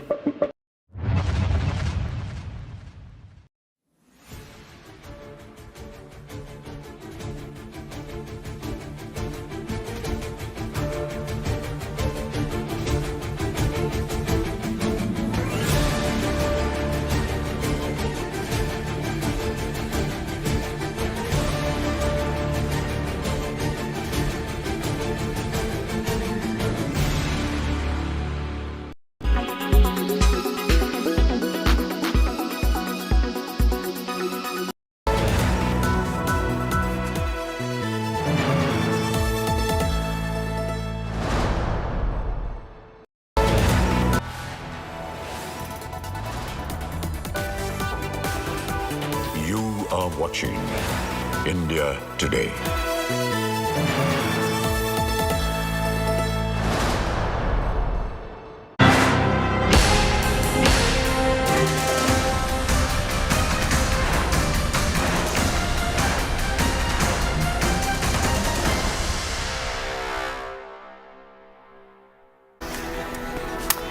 Ahead of elections, the Karnataka BJP has been rocked by another bribery scandal. Months after the 40% commission rose cinched the Bommai government, contractors have now held a press conference alleging that they've constantly paid bribes to ministers and MLAs.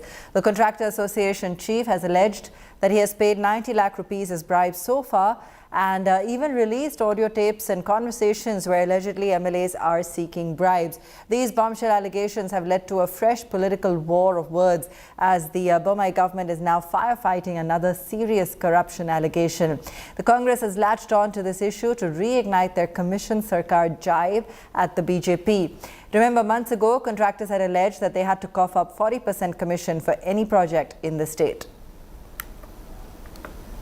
Waiting for inauguration. I have constructed the PWD office building at Chitradurga because now we have completed since 3 years. We are waiting for inauguration. After 1 year now, after I given that 5% of the total cost of the amount, because the total cost of the 2.5%. So I given that 2.5 5% of the commission I have given. After that he came for inauguration, because for the inauguration that CC Patil minister, honorable minister, has come for the inauguration. 20 lakhs I have given. This time again he started to asking advance for future works. Commission nan gottillappa nan idralide nodid mele direct ಮಾಡಿ. This is a government that is corrupt from top to bottom. Collecting and looting public exchequer and collecting people's money is their only job. We stand with Mr. Kempanna's allegations. Not one MLA, every minister right up to the top, they are all mired in corruption, and sooner we purge the BJP, the better it would be for the state and its people.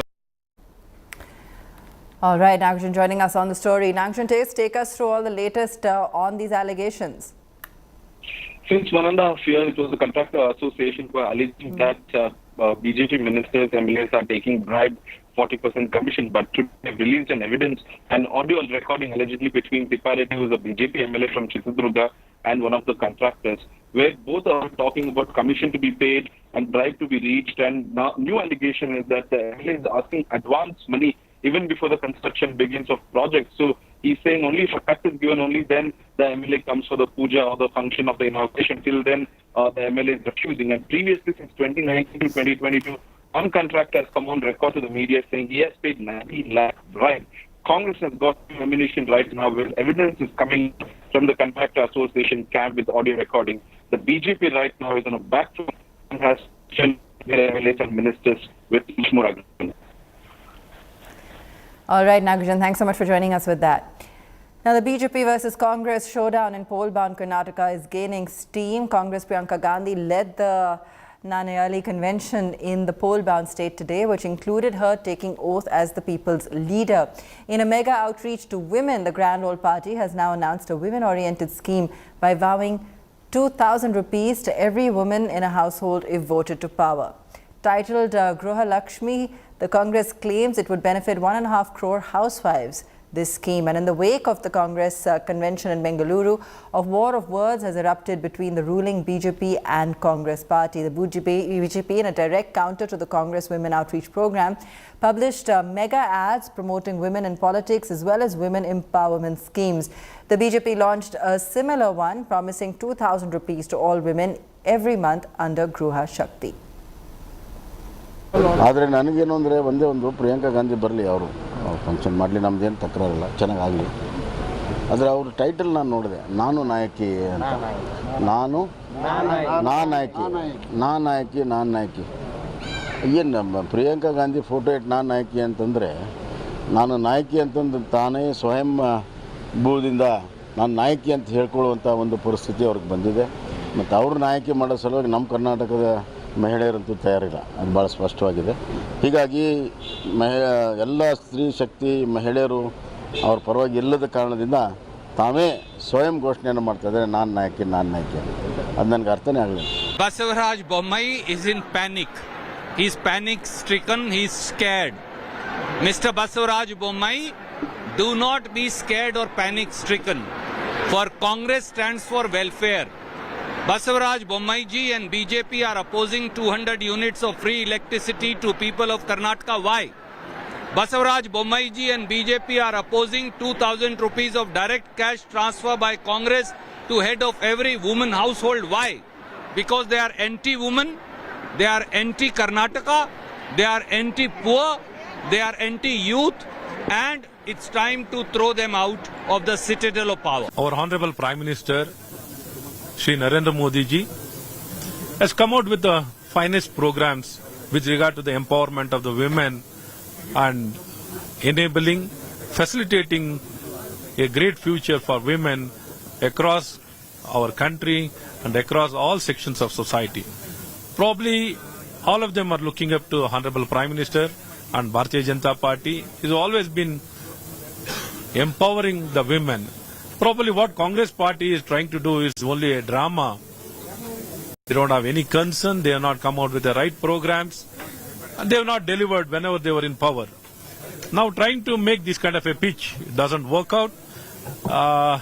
She's been projected, program has been designed, Nanayaki. She's not Nanayaki, Nalayak. Nalayak is the tagline or the title should be given. So it is completely opposite of the title. So it doesn't make any impact. People have lost hopes on the Congress party. The leaders are divided. They are power hungry and people will completely reject them. Sagai Raj joining us live from Bengaluru. Sagai, take us through some of the impact that you're seeing so far on these schemes being announced.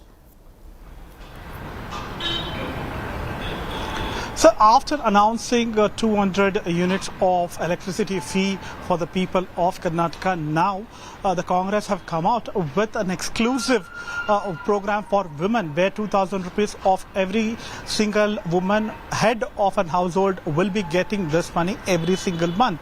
And this particular program was organized in Bengaluru, where the opposition has hit out stating that this is a self-declaration and this is not going to serve the purpose of the development of the state of Karnataka.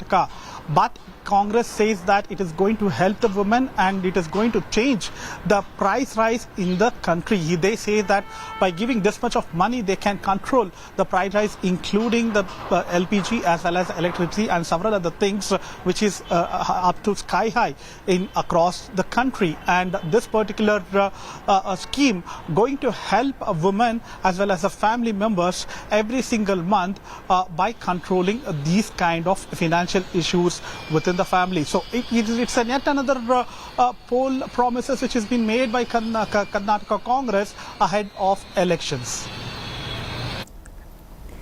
All right. Sagar, thanks so much for joining us with that. Now, Delhi Chief Minister Arvind Kejriwal and AAP leaders staged a protest march against Delhi Lieutenant Governor VK Saxena. Kejriwal has slammed Delhi LG for blocking several Delhi government schemes, including their plans to send Delhi government school teachers to Finland for training. Meanwhile, ruckus also broke out between AAP and BJP legislators at the Delhi Legislative Assembly on the first day of the winter session. BJP and AAP MLAs engaged in sloganeering against each other in the House, after which it was adjourned. The winter session is expected to go on until Wednesday. BJP MLAs arrived at the Delhi Assembly while carrying oxygen cylinders and wearing oxygen masks in protest against the poor air quality in the national capital. Remember, AAP and BJP legislators had gotten into a bitter physical tussle after the mayor elections of the Mayoral Corporation of Delhi. बेहद दुख है कि आज हम सब लोगों को, दिल्ली के मुख्यमंत्री को, दिल्ली के सारे चुने हुए विधायकों को एलजी हाउस मार्च करके कोई बड़ी चीज के लिए नहीं जाना पड़ रहा है, मात्र इस चीज के लिए जाना पड़ रहा है कि एलजी साहब हमारे शिक्षकों को फिनलैंड ट्रेनिंग के लिए जाने दो, उनको मत रोको। आपने दिल्ली में योगा क्लासेस रोक दी, बताओ योगा क्लासेस रोकने से एलजी साहब को क्या फायदा हुआ? 17,000 लोग डेली योगा करते थे, मैं उनको फ्री में योगा कराता था। जी साहब ने अफसरों को बोल के दिल्ली के सारे मोहल्ला क्लिनिक्स की सारी पेमेंट रुकवा दी, दवाइयां रुकवा दी, टेस्ट रुकवा दिए, डॉक्टरों की तनख्वाह रुकवा दी, मोहल्ला क्लिनिक का रेंट रुकवा दिया, मोहल्ला क्लिनिक का बिजली का बिल रुकवा दिया, दिल्ली जल बोर्ड की सारी पेमेंट्स रुकवा दी। इस बार हम चाहते थे 24 घंटे पानी और यमुना की सफाई के ऊपर मिशन मोड में काम करना, तो हमने कई हजार करोड़ रुपए जल बोर्ड के लिए रखे थे, कोई पेमेंट नहीं होने दी दिल्ली जल बोर्ड की। एलजी साहब ने डीटीसी के बस मार्शल, जो हमने महिलाओं की सुरक्षा के लिए बस मार्शल लगाए हैं डीटीसी की बसों में, उनकी 3 महीने से पेमेंट नहीं होने दी। सुप्रीम कोर्ट की राय नहीं होती है। Supreme court, honourable supreme court जब कुछ ऑर्डर देते हैं तो वो देश में कानून बनता है, देश में वो कानून होता है, तो ये ठीक नहीं है। अगर दिल्ली के मुख्यमंत्री चाहते हैं कि उनके टीचर्स, सरकारी टीचर्स फिनलैंड जाएं ट्रेनिंग के लिए, तो एलजी साहब के पास में रोकने का कोई अधिकार नहीं है। विधानसभा में मौजूद हैं बीजेपी के ये तमाम विधायक हैं, अपने हाथों में ऑक्सीजन सिलेंडर लिए, चेहरे पर मास्क पहने हुए यहाँ पे तमाम विधायक पहुंचे हुए हैं। और विधायक जी, सभी लोग पहुंचे हुए हैं हाथों में ऑक्सीजन सिलेंडर लिए, और साफ हवा में जीना मुश्किल हो रहा है या पोल्यूशन है उस हवा में जीना मुश्किल हो रहा है, क्या संदेश देना चाह रहे हैं? ये दिल्ली दुनिया की सबसे पॉल्यूटेड कैपिटल है। केजरीवाल जी इस निमित्त कोई भी कदम नहीं उठा रहे, उनको एहसास दिलाने आए हैं कि दिल्ली के लोग सांस ले लेके जहरीली सांसों के कारण मर रहे हैं और उस पर उनका कोई ध्यान नहीं है, इसलिए उनको बतलाने आए हैं कि आप सबको एक एक सिलेंडर फ्री में बांटिए ताकि दिल्ली के लोगों का जान बचाया जा सके। ये क्या मांग आप लोगों की और है? कितने लीटर का सिलेंडर है ये ऑक्सीजन का? ये 3.5 लीटर का। 3.5 लीटर का। हाँ। आज लेकिन हम देख पा रहे हैं कि आसमान तो नीला है, लेकिन क्या आप इस पे राजनीतिक मांग कर रहे हैं? विधानसभा में भी क्या आप ये मांग उठाएंगे? बिल्कुल, हमने पहले भी मांग उठाया है कि केजरीवाल जी को जवाब देना चाहिए कि 8 सालों में दिल्ली शहर पॉल्यूटेड क्यों हो गई। चलिए यहाँ पे ये देखिए, विधायक जो है अब विधानसभा के भीतर जा रहे हैं, और यहाँ पे कोशिश ये है तमाम विधायकों की कि दिल्ली विधानसभा के भीतर इस मुद्दे को उठाया जाए और प्रदूषण से संबंधित जो मांग है उस मांग को दोहराया जाए।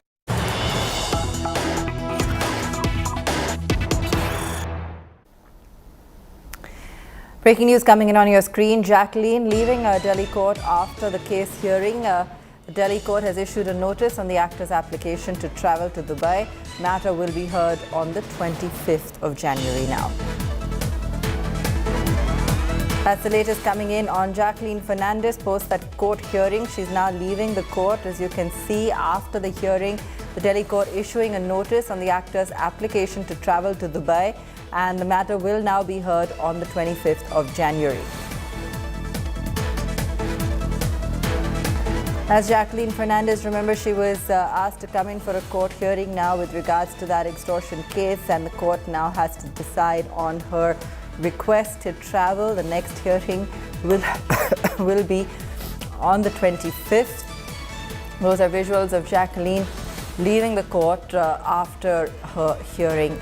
This is in Delhi, of course. Shrishti Ojha joining us on this in a little while. Now, after the Golden Globe for Nadu,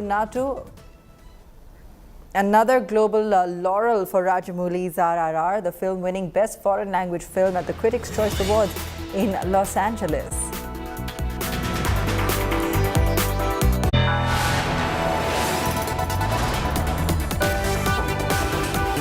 You are watching India Today.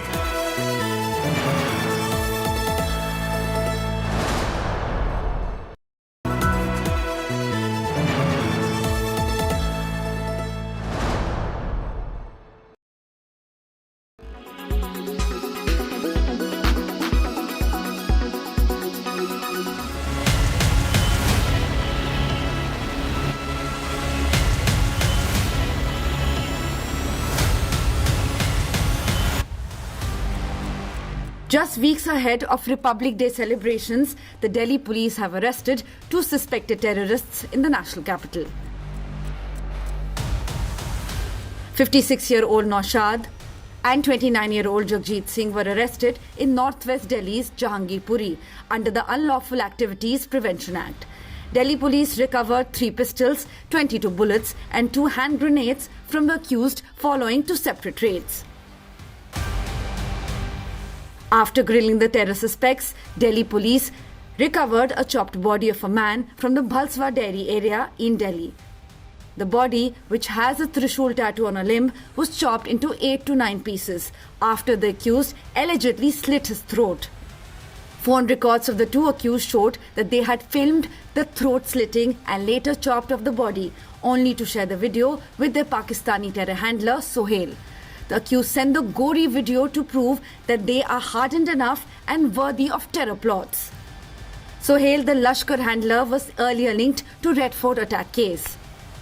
According to sources in Delhi Police's special cell, not only was Naushad and Jagjit planning to carry forward targeted killings of leading political leaders, but they also managed to murder a person on the 15th of December, chop his body parts into 3 pieces and then send a video of the same to their handler named Sohail. It's already been unearthed by the special cell that they were linked to the ISI.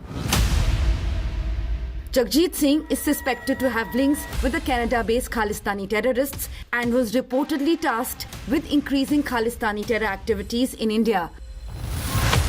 Naushad, with alleged links to terror outfit Harkat-ul-Ansar, was tasked to kill influential Hindu individuals. The Delhi police is in the dock for failing to detect the terror activities of the duo, despite massive security net during the July 2022 Jahangirpuri communal riots. In recent past, the Delhi Police Special Cell has at least 3 unsolved cases, which includes the Israel Embassy blast, the Ghazipur ID and the Simapuri ID recovery. Bringing us to the question that the Delhi Police Special Cell, touted as one of the premium terror investigative group, has a lot of answering to do, that why could they not zero in on these terrorists when they also managed to kill a person on the 15th of December. With video journalist Sanjeev, this is Shreya Chatterjee for India Today.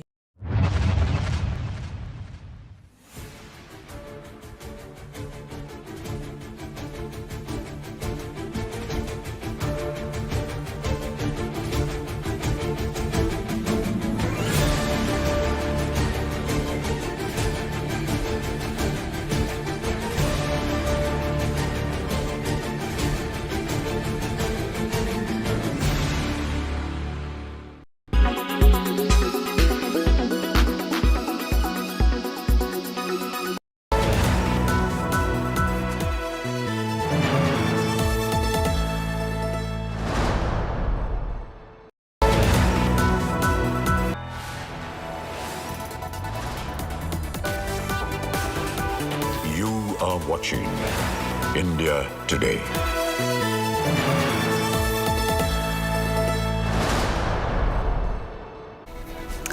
After the historic victory at the Golden Globes on Jan 11th, RRR has now bagged not one but two prestigious gongs at the Critics' Choice Award 2023, beating the likes of Rihanna and Lady Gaga once again. Nadu has emerged as winner in the Best Song category, while S.S. Rajamouli's magnum opus has won the Best Foreign Language Film. RRR has also found its admirer in James Cameron and his wife. And the Golden Globe goes to Nadu, RRR. This is the first nomination and first win for this riding team. They win their golden... Celebratory mode continues for India as after the historical victory at the Golden Globes 2023 for foot-tapping number Natu Natu, Team RRR took over the West by bringing not one but two glories home. RRR.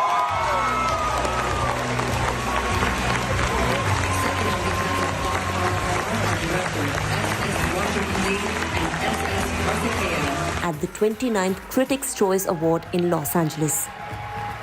Thank you all the critics.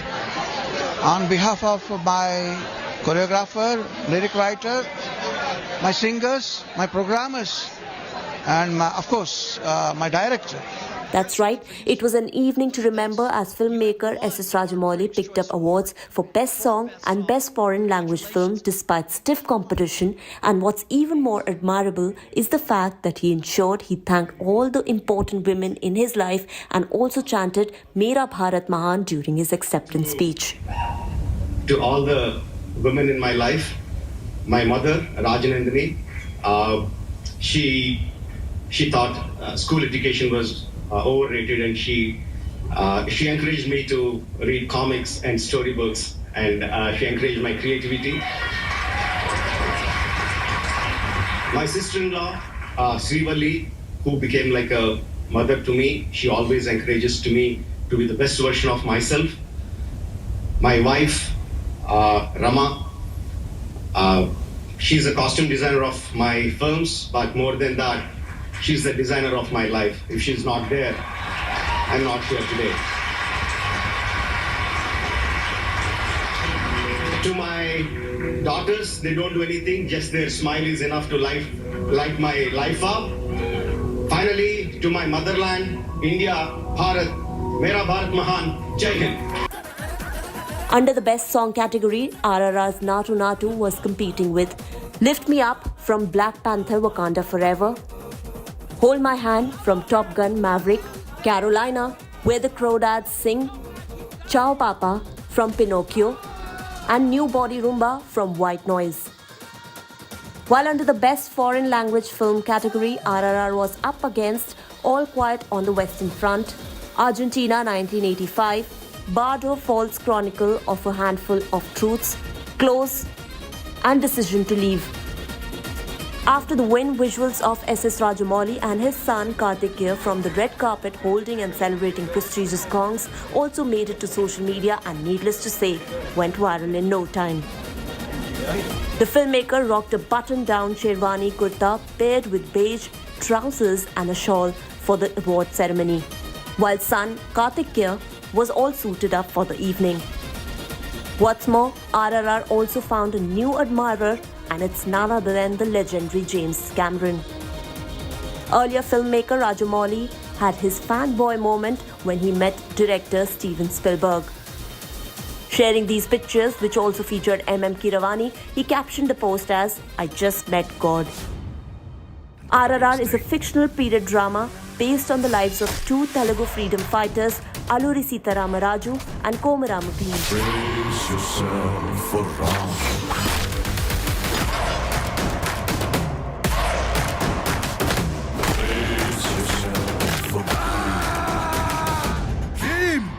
ఈ నక్కల వేట ఎంతసేపు కుంభస్థలాన్ని బద్దలు కొడదాం పదా. The roles are played by Ram Charan and Junior NTR respectively.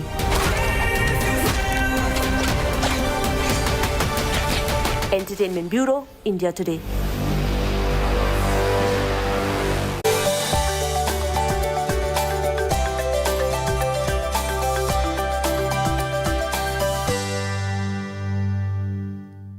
Delhi's Chief Minister Arvind Kejriwal took to the streets of the national capital today against Lieutenant Governor Vinay Kumar Saxena over what AAP is calling his interference in the functioning of the government.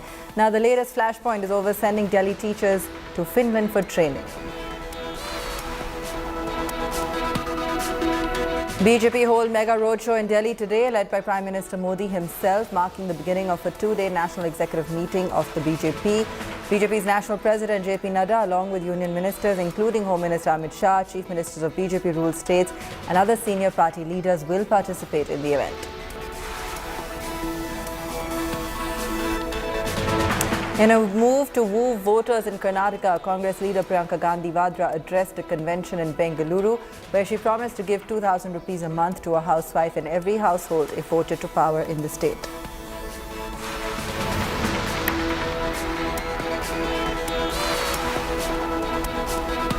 Delhi police have registered a case against 6 social media accounts for posting vulgar comments against the daughters of MS Dhoni and Virat Kohli. The police swung into action following the notice served by Delhi Commission for Women Chairperson Swati Maliwal. Maliwal had sought action against the accused for making offensive comments against the daughters of the two cricketers.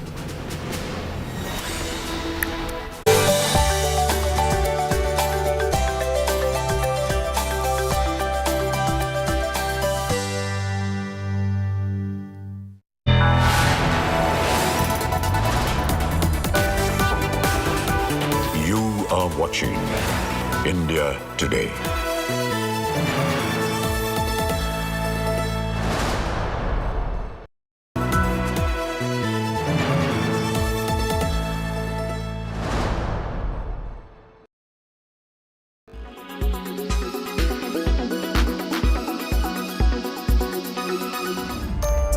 It is extremely cold in many parts of North India, and the most normal thing to say nowadays in the context of the weather is that so-and-so region is reeling under a cold wave, or when will the cold wave get over? But what really is a cold wave? Is general cold weather cold wave? Clearly not. Cold wave is actually a specific term for a certain type of weather condition. A cold wave is defined as a period of cold weather that can be detrimental to health. Now, only when the minimum temperature drops below 4 degrees Celsius, then the weather spell can be called a cold wave. A severe cold wave is declared when the temperature dips below 2 degrees. The kind of cold wave we are seeing right now in Delhi, for example, which, by the way, is colder than Shimla and Mussoorie. This was last seen in January 2013. Safdarjung, which is Delhi's base weather station, saw a temperature of 3 degrees Celsius on the 5th of January, 2.2 degrees on the 7th of January, and then 1.9 degrees on the 8th of January. Now, the Met Department says that isolated cold wave conditions will continue in some parts of the country.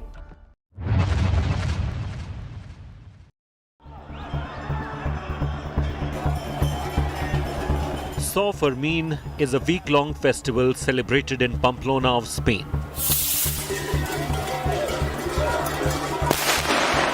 Though the festivities held in the month of July every year start off with firecrackers, the main attraction is the bull running.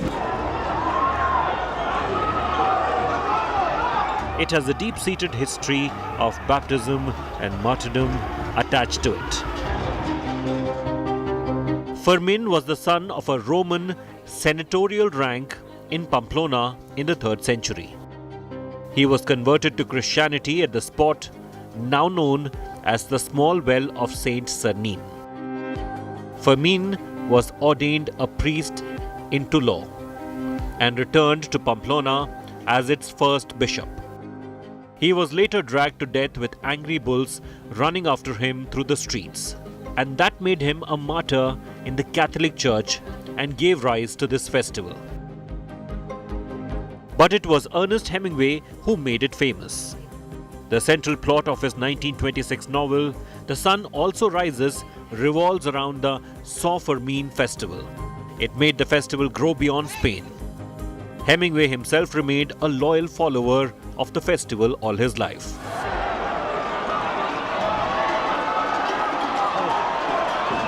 Over the period of centuries, with the growth of its popularity, Fermin is no longer a simple festival of local youths having fun with bull running and bullfighting. It's now an international tourism event with great market possibilities. COVID-19 put a halt on the festivities in 2020 and 2021. But it is back in its older glory and glamour since last year.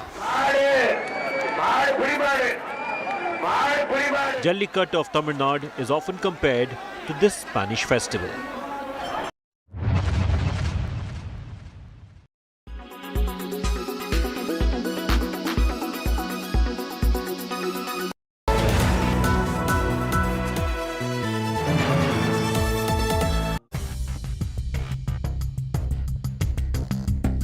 You're watching an India Today special broadcast being brought to you from the stunning ski resort of Clusters, Davos. The 53rd World Economic Forum is back at the snow-clad slopes of Davos.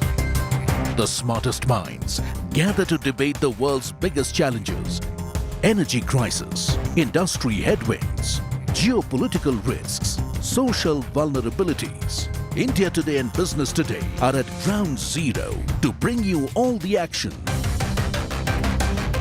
Catch top corporate tycoons, politicians and intellectuals as they discuss cooperation in a fragmented world.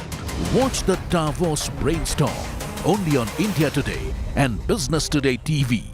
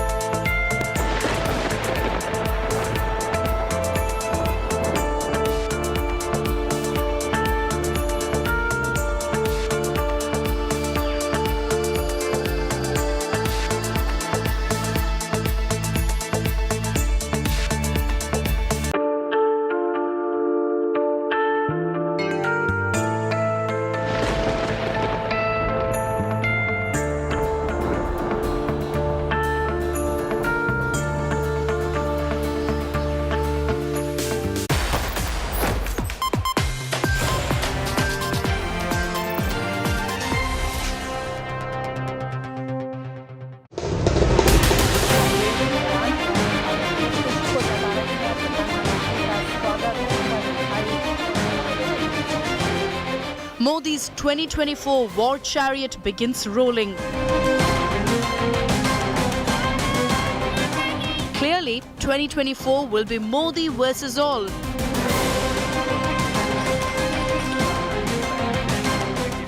BJP's Brahmastra hits the road.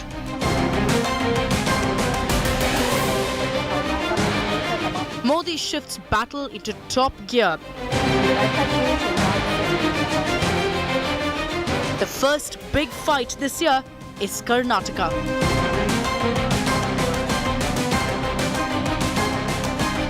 Modi to galvanize and exhort his whole army, and that's our top focus on 5 Live.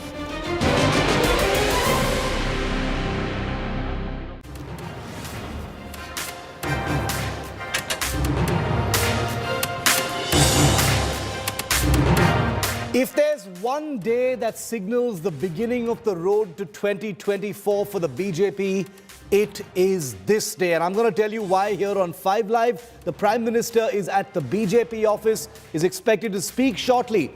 First, the headlines as always. The BJP's road to 2024 begins with a mega rally by the Prime Minister with 10 state polls slated for this year. BJP holds a 2-day national executive meet starting today. All the big guns are there. After ruckus inside Delhi Assembly, Chief Minister Kejriwal hits the streets against Lieutenant Governor Saxena, leads a protest march to the residents of the LG mayoral polls on Jan 24th. Rajouri terrorists caught on camera. The men who killed 7 innocents are seen having dinner at a local's home in the same area just before the killing. Priyanka Gandhi Vadra leads Congress campaign in Karnataka, which goes to the polls 3 months from now. Woos women voters with Na Nayaki rally. The Congress General Secretary hits out at the Bombay government on the corruption issue. Bribegate Karnataka explodes in the poll-bound state. Chief of Contractors body makes an explosive claim. Says he paid 90 lakh rupees to BJP MLAs.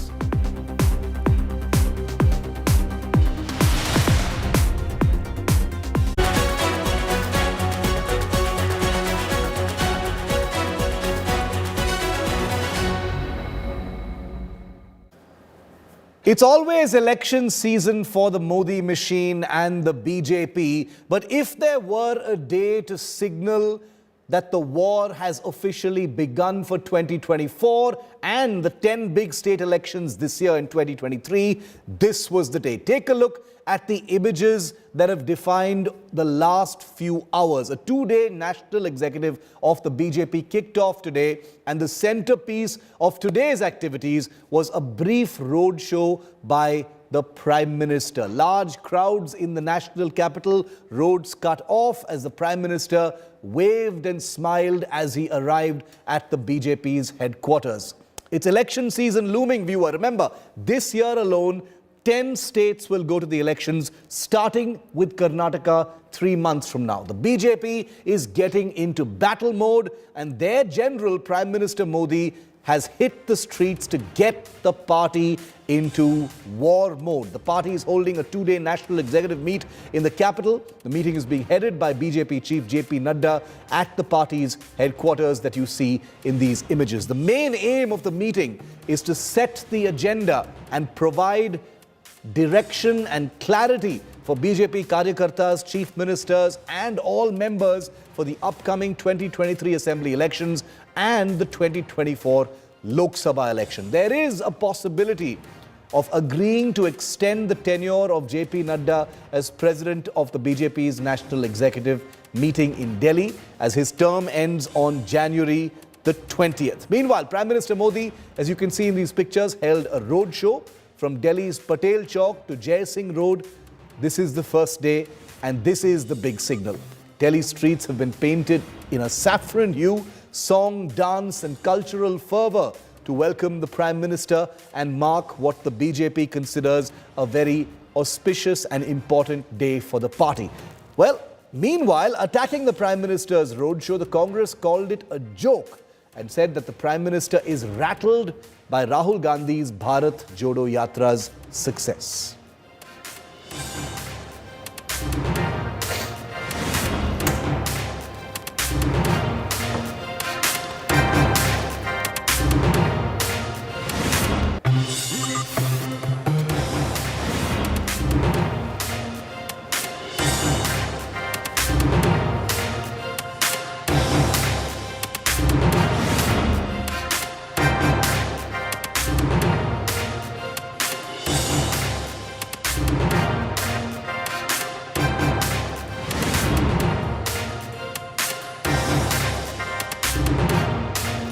Okay, let me introduce our guests. I apologize for that brief delay. I was trying to get in touch with one of our reporters who's on the ground. We're going to hear from them in just a moment. Joining me live is BJP spokesperson Priyanka Tibrewal, Dolly Sharma spokesperson of the Congress party. We'll be joined by our national affairs editor Rahul Srivastav in just a short moment from now. Priyanka, coming to you first. Big day for your party, two-day national executive. In many people's eyes, this is the beginning of, the BJP's sort of battle mode, as it were. It's a big year, 10 big state elections this year. The big one comes next year. Everything begins today. Opening comments from you, Priyanka. Well, Shiv, you see, BJP is always focused on development, and for us, it's like you say, a war or a battle. It is nothing like this for us. It is the growth of our country which matters. It is the prosperity of the country which matters. It is that our total focus is in empowering our country, be it our farmers, be it our youth. So our focus is basically on development. And like again, I repeat, it is no kind of war for us. It is that we value what we do for our country and what difference has been done in the past few years since the NDA government is there in power. See, because if you see, it is quite clear that whatever schemes which the Pradhan Mantri had implemented for our country, all of them focus basically, in transforming the lives of our nation and the youth of our country. And that is quite visible. So, as you say that what you see as our confidence, that is because we know that the people of India, they have seen that in BJP, and we have our faith that they will instill their faith in us and continue doing that. Okay, well, the only reason we're calling it battle and war is because, like battles and wars, elections have to be fought and won or fought and lost, and it's only a metaphor. We're aware of what political parties represent. Dolly, bringing you in on this, the Congress has kind of attacked from the side and called this roadshow a joke, and said that, this is an impact of the Bharat Jodo Yatra. I mean, this isn't the first time that the Prime Minister is holding a roadshow. He's been doing it for a long time. Why are you calling it a joke? Of course, it is a joke, and I will repeat this as it is because, they promised किसान की आय दुगनी होगी, MSP मिलेगा. अब आप मुझे बताइए क्या किसान की आय दुगनी हुई? क्या MSP मिला? नहीं मिला. They've spoken about बेरोजगारी, 2 crore jobs in a year. और भारत में हम 47 साल में सबसे ज्यादा बेरोजगारी से जूझ रहे हैं. I am talking about the youth of this country. You tell me where are the jobs. तीसरा, पेट्रोल और डीजल की कीमतें न जाने कितने नीचे पहुंच जाएंगी. And now you see where are we today. Have you seen the price rise? महंगाई से जनता बेहाल है. वहां पर भी कोई राहत नहीं मिली. किस एजेंडे पर प्रधानमंत्री काम कर रहे हैं? I don't know.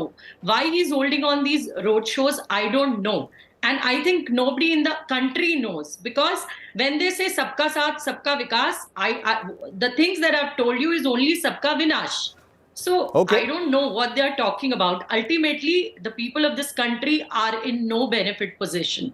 So no point talking about the development of this nation is the priority of Bharatiya Janata Party. I think सबका साथ सबका विकास नहीं, सबके विनाश में भारतीय जनता पार्टी लगी हुई है. आप हर तरीके से देख लीजिए. I have given you the datas as well.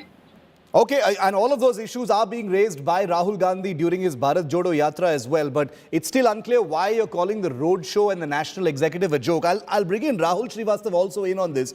He's our national affairs editor. Rahul, this isn't meant to be like a tutu meme or a face-off. We've got our political guests because we want to discuss, what this national executive actually represents, because everything in our in political life these days has become something of a spectacle, and nobody does that better than the Prime Minister and the BJP. Even today for this national executive, a bit of a roadshow was thrown in as well. What is the significance of this particular national executive, Rahul? Are you seeing any big decisions being taken? It is, goes without saying, an important year. 10 big state elections happening this year, and then it's the big one next year. Shiv, you are going to release your next of your books very soon. And as somebody who has watched military strategy and political strategy, you will know that strategies of that kind are never made in panchayats and conclaves. But political signals are sent. Now, you see, there is always this comparison going on over the last few days vis-a-vis the yatras and the... See, there are a lot of yatras going. Say in Rajasthan, there is a Jan Akrosh. There in Tripura, there is a yatra. In Bihar, there are one yatra already on by Prashant Kishore. One Nitish Kumar is planning to undertake. So there are always some yatras. But yes, Rahul Gandhi's Bharat Jodo Yatra and today. See, there is a problem, Shiv. Thousands of kilometers walked, Congress cadres galvanized. There is a plan the Congress party has. The Bharat Jodo is going to move into a Haath se Haath Jodo, going to go to 6 lakh odd villages. There is definitely a plan the Congress has, and that's a very heartening sight to see. The principal opposition party fighting and struggling to retain its principal opposition space, not letting it squander to an Aam Aadmi party which is eating into in Delhi, Punjab, Gujarat and other states. The point here is that when you talk about the Yatra, there are a lot of pluses for the Congress, but there is one big question mark. What about the politics of a Yatra? Rahul Gandhi himself has said it is not about politics. It is about bringing the country together and highlighting the hate which prevails in the country today. Whereas in the case of the BJP, Jantar Mantar roundabout to the Palika Kendra, where the meeting of the National Executive is being held, is 500 odd meters. The BJP was unabashedly political about it. The message is clear. 9 states, 1 union territory, likely Jammu and Kashmir, to be held election since February to December. And the BJP is preparing from the day the last vote was cast by Prime Minister Narendra Modi in Ahmedabad, and he came back to Delhi on that day and held a meeting with the office bearers. The BJP is very clear. It's all about politics, and that is why a spectacle.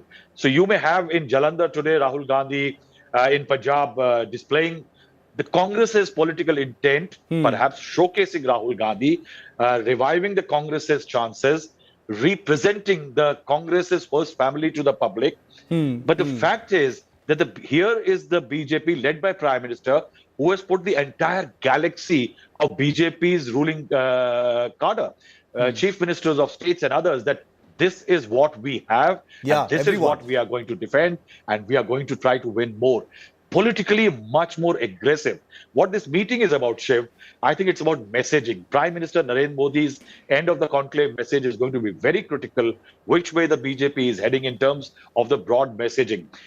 Remember, it also indicates in the next few, all the elections, it is going to be one big face of the BJP, that's Narendra Modi. Yeah, it has been apparent for a while, and I think this national executive will just come as a kind of thundering two-day reminder to the entire country and the political class that, no matter what the opposition tries to do, this is going to be a Modi versus all kind of scenario going forward. And, by calling the Prime Minister's roadshow and this entire conclave a joke, maybe the Congress has played into that. Priyanka, how would you react to that?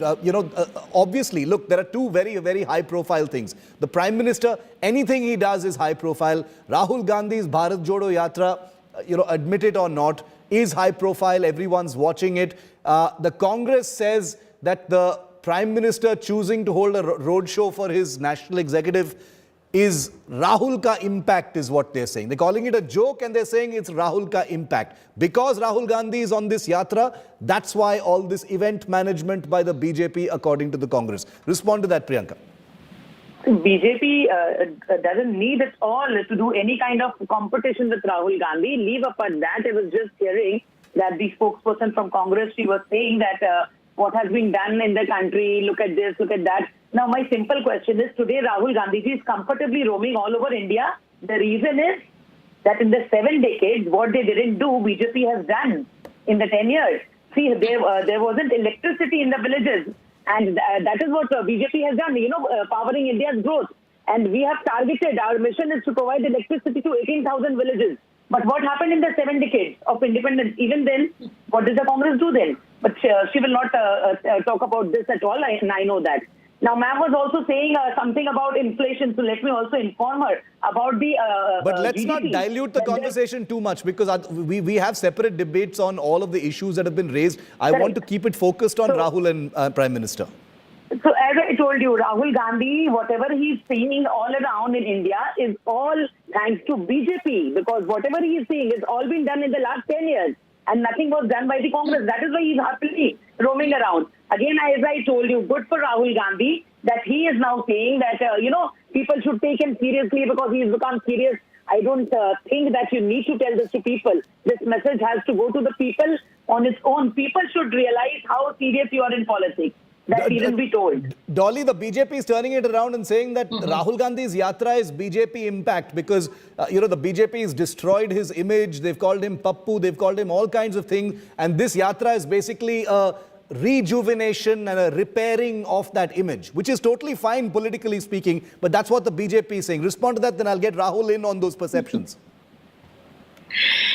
What do I say on that? Rahul Gandhi need no introduction, and it is because of Rahul Gandhi that Prime Minister is on the road today, right? And secondly, Rahul Gandhi's, what is the main agenda of this yatra? He wants to unity in diversity, what we used to say in India, and also the price rise, also the unemployment. These are the main agendas. Can she tell me any one thing that they've done for the youth of this country? 40, as I told you earlier, 47 साल में सबसे ज़्यादा बेरोजगारी. She wants to prove what they've done to India. किसान का क्या हाल हुआ? She wants to prove what they've done to India. पूछिए किसान से जाकर. आपने देश बर्बाद कर दिया. जहाँ था वहाँ भी नहीं छोड़ा आपने देश को. No, which आप छोड़ दीजिए ये बातें. गांव में बिजलियां नहीं थी। मैं इनसे पूछना चाहती हूँ, शायद ये उन्हीं स्कूलों में पढ़ी होंगी जो कांग्रेस ने बनाए थे, भारतीय जनता पार्टी के बनाए this is स्कूल a में तो this नहीं is a पढ़ी होंगी। debate.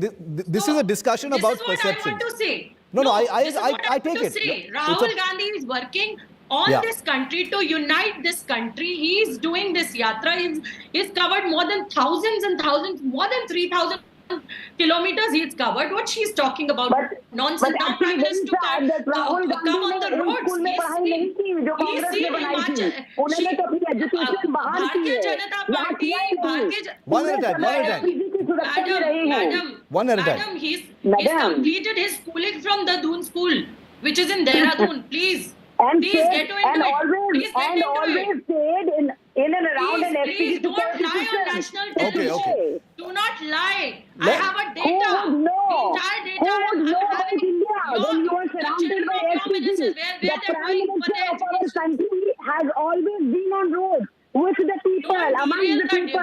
Unlike Rahul Gandhi. Now, Okay. after seeing Modi, No, let's not get into a tutu meme over who's been on the road for longer. That's besides the point. Narendra Modi ji was always on the street because of Rahul Gandhi ji's Bharat Jodo Yatra, you have to come and you have to walk. You have to walk to the constituencies where you feel No, I think, look, I think, see, politicians have to,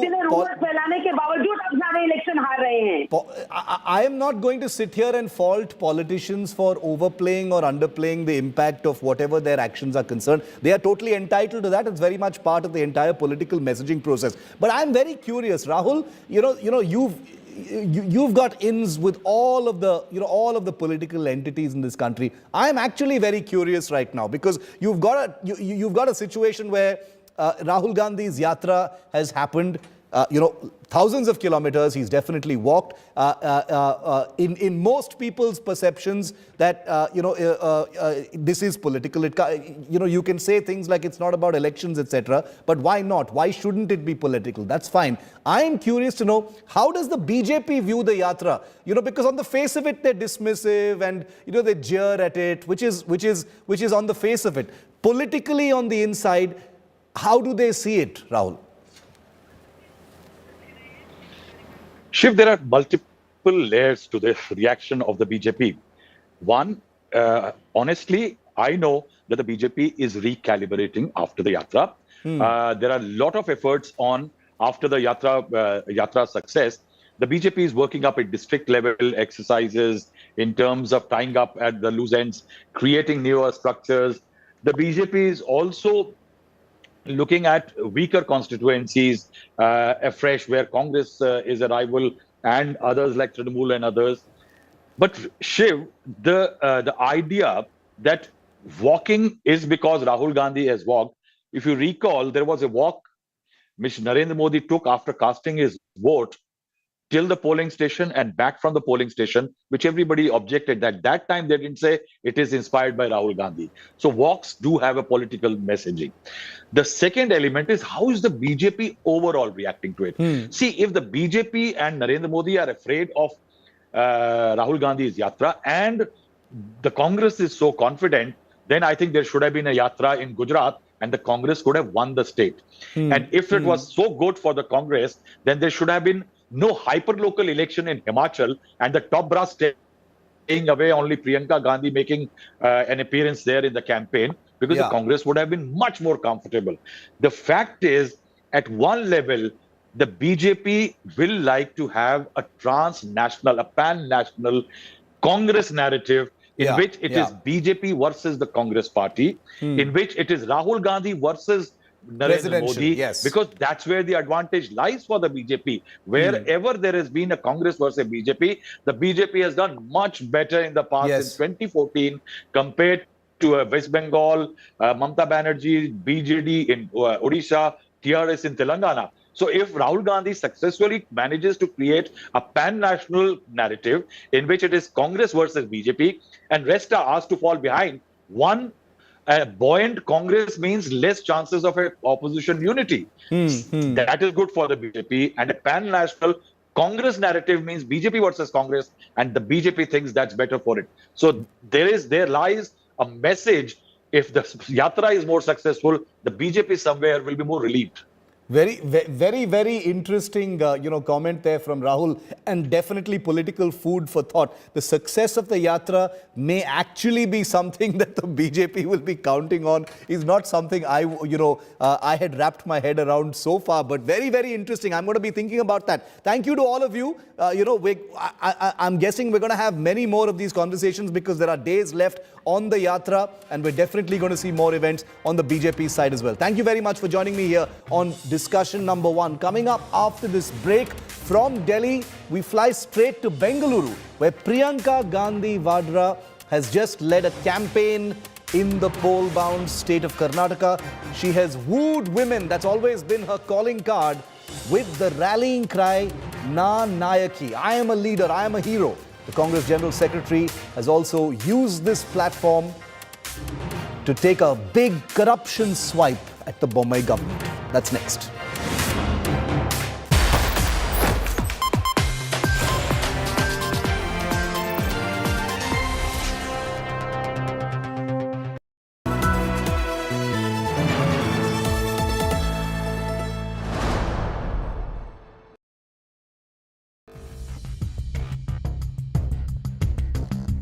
You're watching an India Today special broadcast being brought to you from the stunning ski resort of Clusters, Davos. The 53rd World Economic Forum is back at the snow-clad slopes of Davos.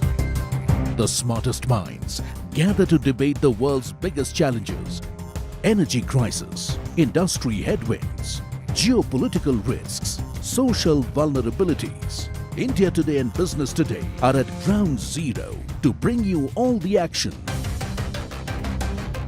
Catch top corporate tycoons, politicians and intellectuals as they discuss cooperation in a fragmented world. Watch the Davos brainstorm only on India Today and Business Today TV.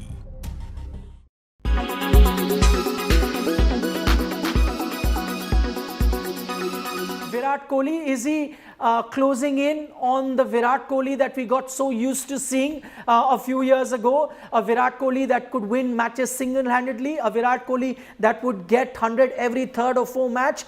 Is this Virat Kohli the same Virat Kohli we're seeing that we saw a few years ago?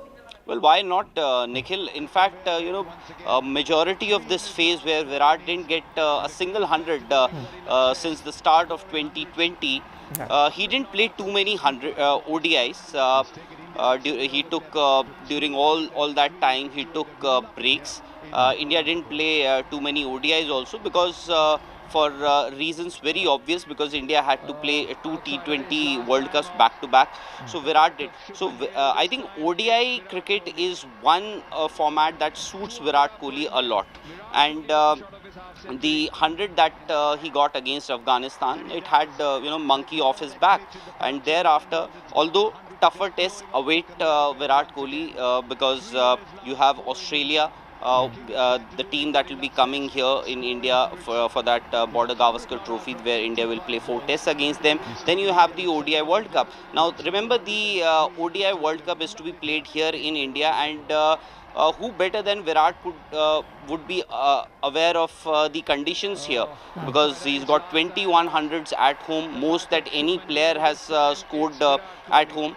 And it is all about confidence. The moment you are not getting those runs, you're not getting those hundreds, at times you feel that am I really that bad? And suddenly you see that same old Virat Kohli back to what he did a couple of years ago, scoring hundreds. 300s in a matter of 4 games is something that we can associate only and only from Virat Kohli, that he used to do, in 2018 he has done that, in 2016 he has done that, in 2013 he has done that, or 2014.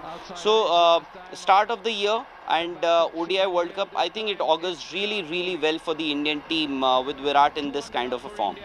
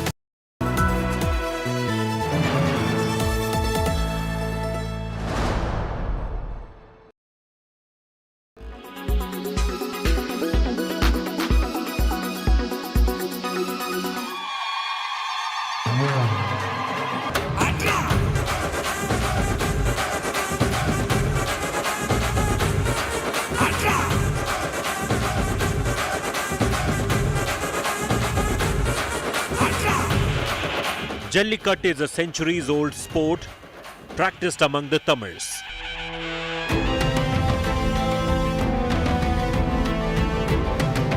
The first references of Jallikattu is founded in a seal discovered at Mohenjo-daro.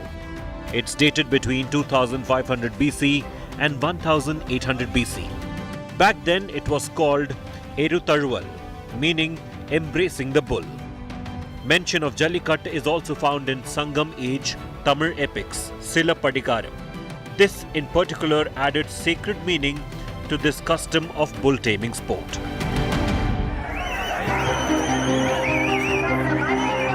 The term Jallikattu is a union of two words, Salli or coins and Kattu or tie. In this festival, a bundle of coins is tied to the bull's horns while contestants attempt to tame it to seize the prize of coins. If they fail, the bull owner retains it. Traditionally, Jallikattu is celebrated in the second week of January at the time of Tamil harvest festival of Pongal on Matu Pongal Day. It represents a symbolic event to honor bull owners who rear them for mating.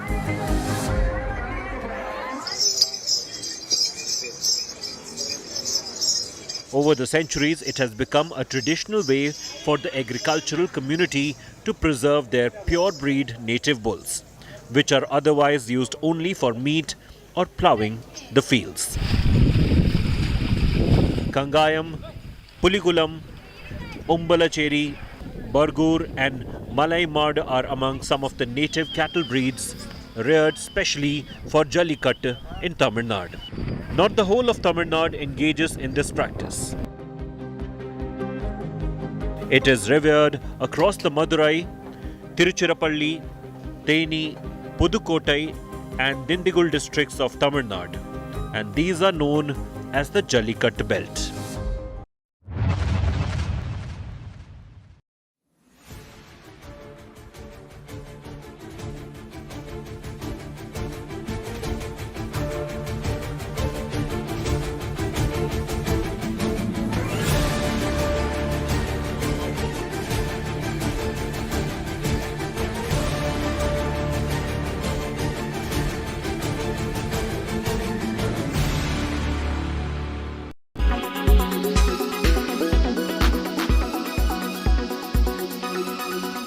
Make your media plan smarter with India Today Live TV on your connected devices.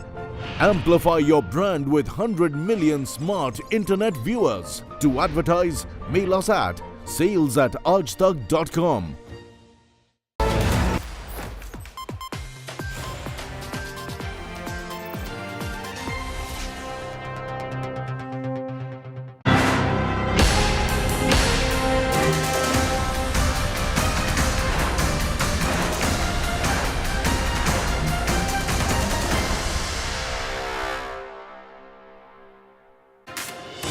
Three months to go for the first big electoral fight of 2023, that is the Karnataka Assembly election. Every single day, there is a new flashpoint, a new political fight in the poll-bound state. And today, it happened to be Priyanka Gandhi Vadra. She's in Karnataka right now, and some of the things she said have become the reason for a new slugfest between the BJP and the Congress. There's a showdown in the poll-bound state that's gaining steam. Priyanka Gandhi led a Na Nayaki convention. Na Nayaki meaning I am the leader or me, the hero, in the poll-bound state today, which included her taking oath as the people's leader. In a mega outreach to women, the Grand Old Party has now announced a women-oriented scheme by vowing 2,000 rupees to every woman in a household if voted to power. Titled Griha Lakshmi scheme, the Congress claims it would benefit 1.5 crore homemakers in Karnataka. In the wake of the Congress's convention in Bengaluru, an expected war of words has erupted between the ruling BJP and the Congress party over Priyanka Gandhi's words. The BJP, in a direct counter to the Congress's Women Outreach Program, has published huge ads promoting women in politics as well as women's empowerment schemes. The BJP has launched a similar scheme promising 2,000 rupees to all women under the Griha Shakti scheme. So Griha Lakshmi versus Griha Shakti from the BJP to the Congress.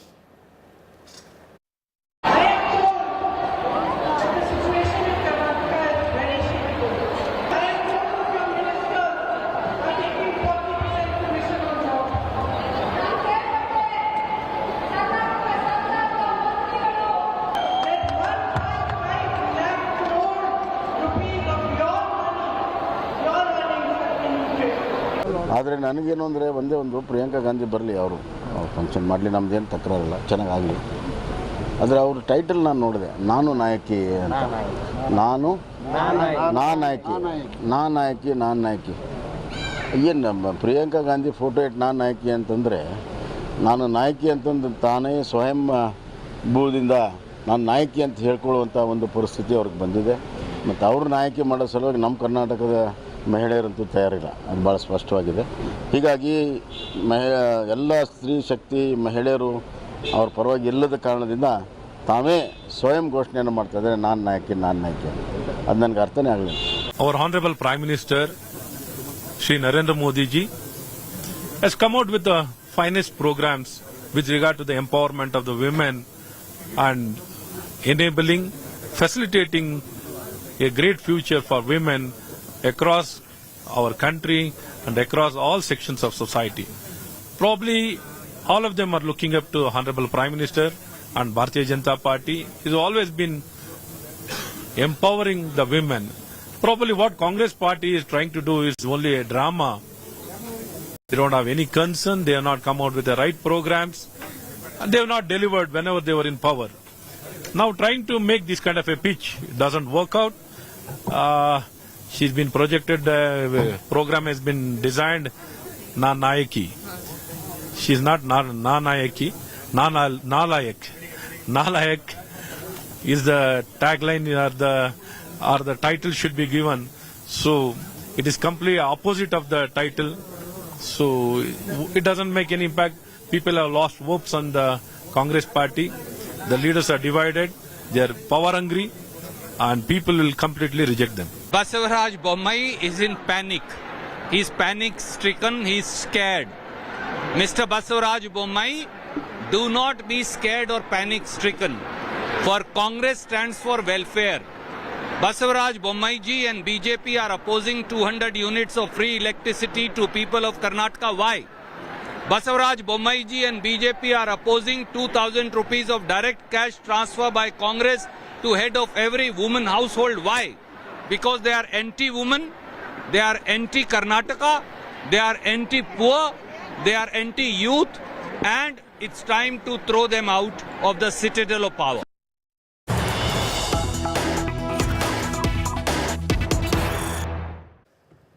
And another controversy has erupted over Priyanka Gandhi Vadra's rally in Bengaluru. The BJP has now released a video alleging that women were paid 2,000 rupees to attend Priyanka Gandhi Vadra's event in the city. The BJP is calling Priyanka's Na Nayaki rally a fake convention. They've put out a video saying people have been paid 2,000 rupees to attend Priyanka Gandhi Vadra's event in Bengaluru. Let's go straight across to India Today's Nagarjan Dwarkanath for more on this. Naga, Priyanka in Bengaluru, the BJP putting out some type of video with the claim that these are paid crowds for Priyanka Gandhi. What are you hearing, Naga?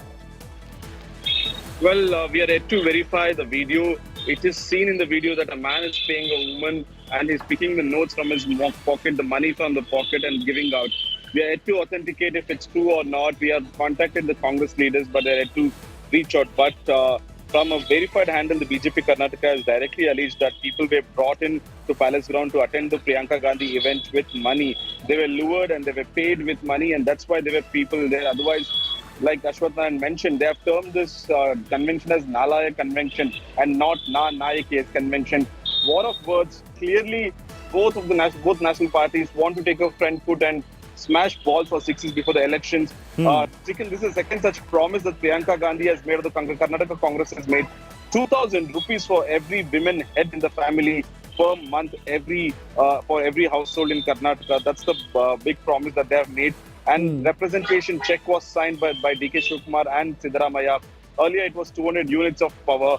When I speak to BJP people within the party, they are saying it's absolutely impossible because this would burden the exchequer, and this only shows how desperate the Congress is because they are showing the sky, but they won't even reach the first floor.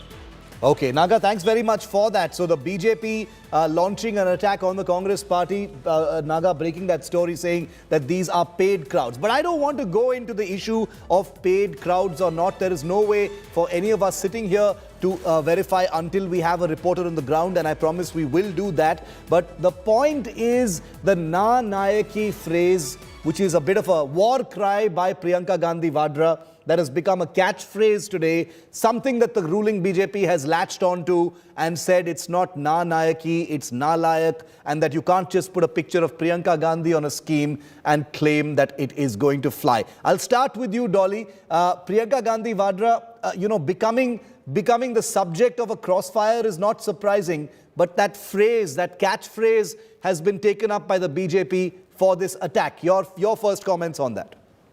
See, locals with happy faces and high hopes welcomed Priyanka Gandhi in Karnataka today. And what we say, Congress, what we say is what we deliver.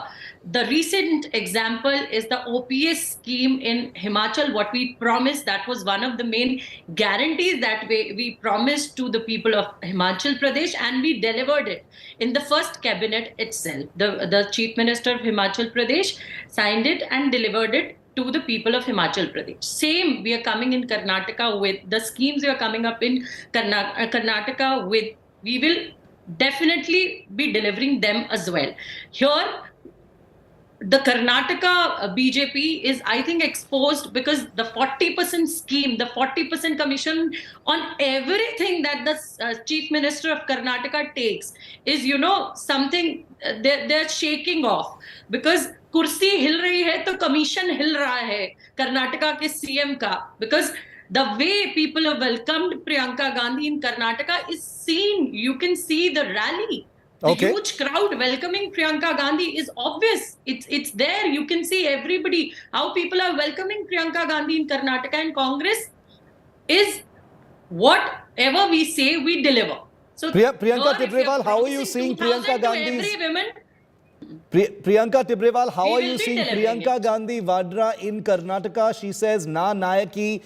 Your party is calling her Nalayak. If you think she's a Nalayak, then why are you paying her so much attention?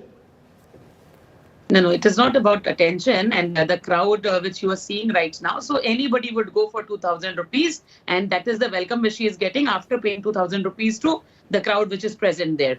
Now, let me also say that she is saying that she is an, Na Nayaki and hero or heroic deeds, whatever it is. But similar respect should be shown to other women. No, they are used to giving. Unlike Madam, let her finish, Dolly. Madam, Dolly, let her finish. I'll come to you. Now I'll tell you that the Narendra Modi government has always believed in empowering women, and they have always believed in giving the responsibility to capable shoulders who are able to carry those responsibilities. Unlike the Congress leaders who questioned the role of the defense minister, who was also a woman based on her gender. That time they didn't think that the defense minister is a woman. So the equal respect should be given to the women in that sense. But we have seen that it's not there. And the biggest example of giving respect to women is the president of our country, Draupadi Murmu. How many times has Congress shown such kind of respect to any other women? Only two respectable women in the Congress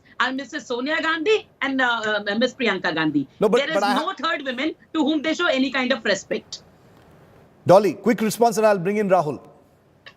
The Prime Minister of this country used such derogatory remarks to, I don't know how many times, for Sonia Gandhi ji. The madam sitting here will say sorry for it. But misogyny is part of our political class. Both parties have indulged in it. How many times they use such words? Why didn't you file a information if you think that the remarks were derogatory? How many times? Why didn't you do that? Don't you think Now Jersey today, guy, going madam, and you distributing yourself as a money, woman, because don't you see, this is the because state of Congress. आप अपनी In India, रैलियों they में are left शराब की nowhere. Bottle So बांटते हैं, आप ultimately, in रैलियों order में to पैसे gather बांट रहे हैं। crowd, they have आप to अपने ही distribute लोग कांग्रेस 2,000 की rupees रैली में each. छोड़कर Okay, Because okay. there's no one available to listen to Congress them. के कोई So लोग they have ऐसे to नहीं distribute करते। 2,000 rupees बीजेपी each. अपनी Okay, रैली में okay. भीड़ ऐसे Let me नहीं let me bring Rahul in. Really, Let sorry, let me bring I would say. let me bring Rahul Srivastav Sorry, in on state this, of affairs. because this is Distribution of 2,000. look. I want to rise above the issue of paid crowds and things like that, because like I said, it's going to be allegation versus counter allegation, and I promise you we'll see much more of this in the days and the weeks ahead with the Karnataka election. Rahul and I were both in Karnataka in 2018, 5 years ago as well, and I remember at that time also there were very similar allegations over paid crowds and ticket fraud, etc., that happened, and I'm sure Rahul is expecting that to repeat this year as well. But Rahul, focusing on Priyanka Gandhi, how do you see her role, or lack thereof, or the messaging today of Na Nayaki in Karnataka? UP and Karnataka are vastly different. As far as the Congress is concerned, the Congress is actually pretty strong in Karnataka. It has a functional organization and a base as well. How do you see Priyanka and her women-centric calling card role in Karnataka? Shiv, you have hit the nail on the head. Political parties and political spokesperson usually get so caught in minutiae and those minor elements of tutu meme that larger, better strategy, which actually can bring the dividend, don't get talked about. You see, the Congress has consciously decided that it is going to have a strong women-centric campaign, not just in Karnataka, but in Telangana, Chhattisgarh, and several other states, because they see that there is something happening politically. What is that happening politically is that in Gujarat, as well as UP, and earlier you saw that despite a strong anti-incumbency, one larger number of women are voting than men. Yes. Second, a large number of women are voting because of on the basis of the kind of schemes reaching out to them. Women as beneficiaries are better voters than men, and that is why BJP has been doing well, and it's a realization in other political parties, and the Congress has strategically decided to do that. And it has also been decided that there will be rallies and functions all over the state, all these election-bound states, and Priyanka Gandhi could well be leading them. There may be women conventions. I'm told that this is part of a deliberate plan which the party has worked on. Now, Shiv, interestingly, what one can very clearly also say is that the BJP knows that this campaign succeeds because there are 2.5 crore voters, half of them in Karnataka. Yeah. And not just the Congress or the BJP, but interestingly, even the JDS have decided that women are important. You know how it comes out? That Mr. Kumaraswamy has said that next time if the JDS is voted back to power or comes to power, the deputy chief, but there will be a woman deputy chief minister. Coincidentally, right now, there is only one woman MLA in JDS, and that's the wife of Mr. Kumaraswamy. But the fact is that women voter is a recognition. And that is why this scheme is so critical, that Priyanka Gandhi, instead of offering Ladki Hu Lad Sakti Hu, it is a larger sense of financial empowerment. The Congress is looking for the women in Karnataka. Rahul, Priyanka and Dolly, sorry to wrap this up very quickly. I wanted to ask some more questions, but we're getting a press conference live from the BJP National Executive. Let's cut across to listen. और जहां हमारी सरकार नहीं है उसको और मजबूत किया जाए. Honorable the party president exhorted all the members of the National Executive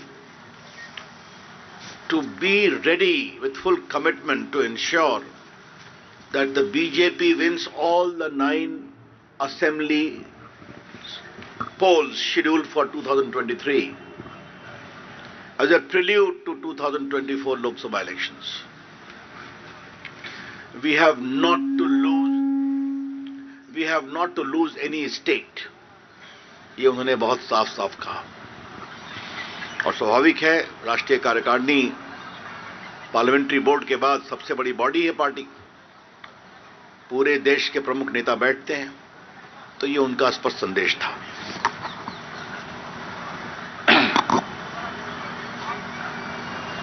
आपको मालूम है कि अध्यक्ष जी का एक और निर्देश पहले हुआ था, जिसकी रूपरेखा माननीय प्रधानमंत्री जी ने स्वयं दी थी कि हमें कमजोर बूथों को ठीक करना है और 72,000 बूथ आइडेंटिफाई किए गए थे।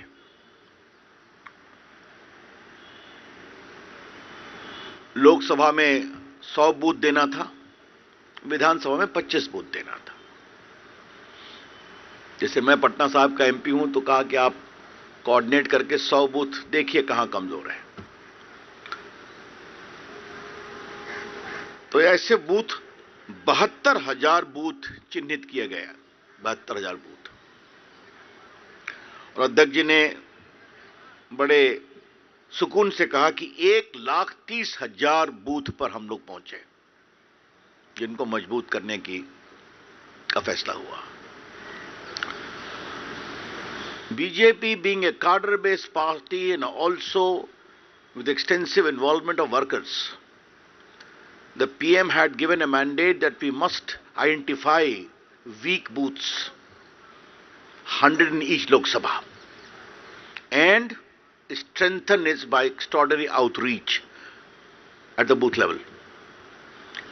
In all, 72,000 booths were identified, and today, Honorable President conveyed in his address that 1,30,000 booths were reached.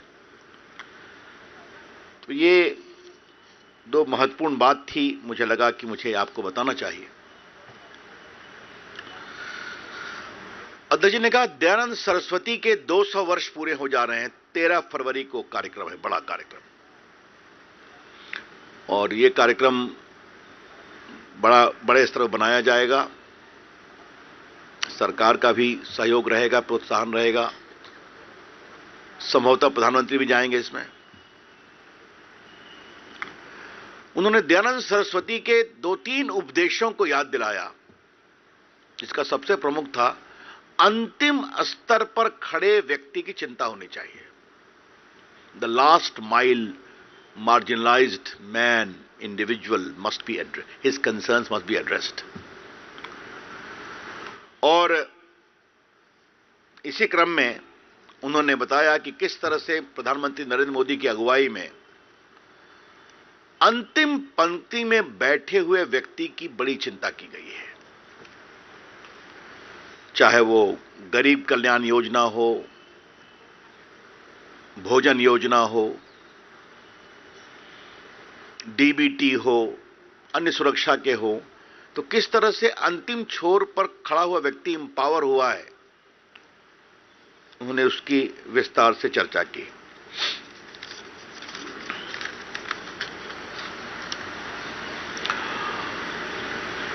अध्यक्ष जी ने 15 अगस्त को लाल किले पर माननीय प्रधानमंत्री जी ने Keep watching India Today. Coming up next after this very short break, 6 p.m. Prime with Akshita. The trailer of the film Pathaan was played on the world's tallest building, the Burj Khalifa. That's coming up next. Private territory.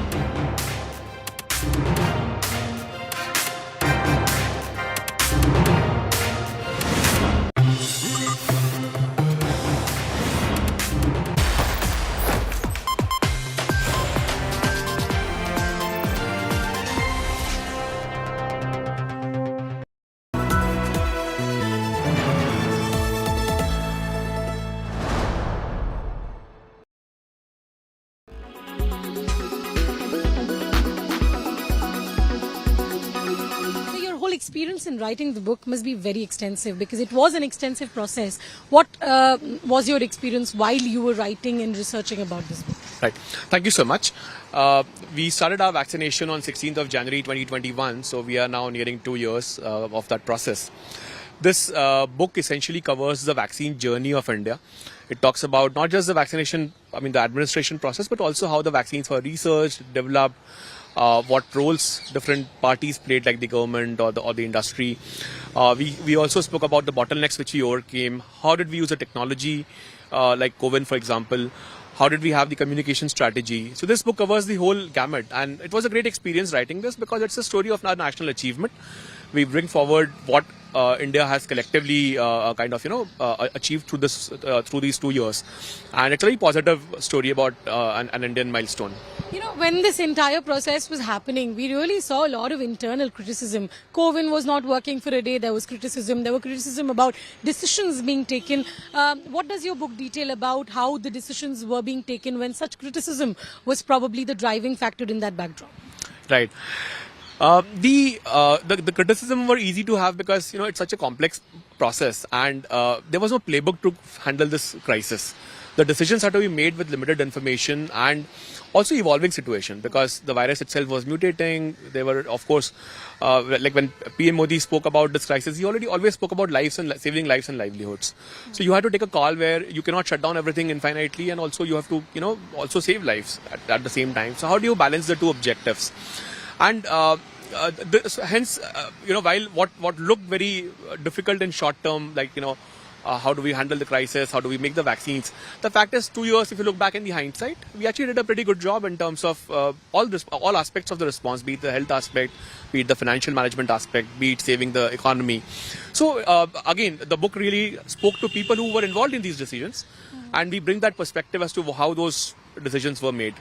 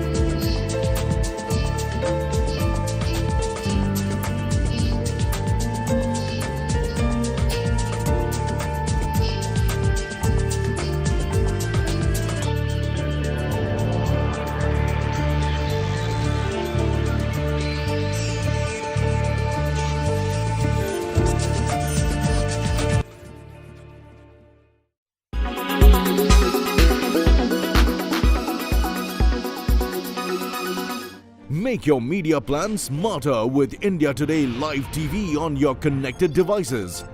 Amplify your brand with 100 million smart internet viewers. To advertise, mail us at sales@aajtak.com.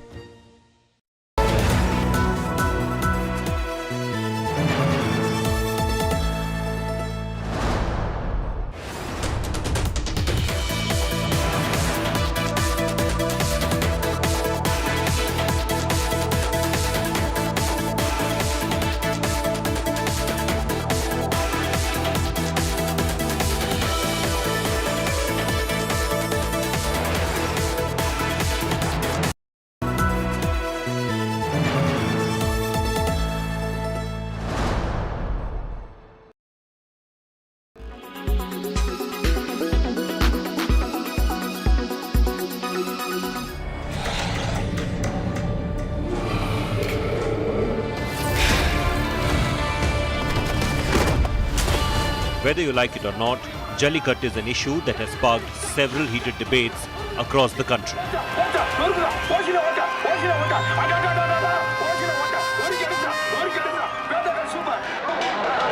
Be it Murattukalai or Veerumandi,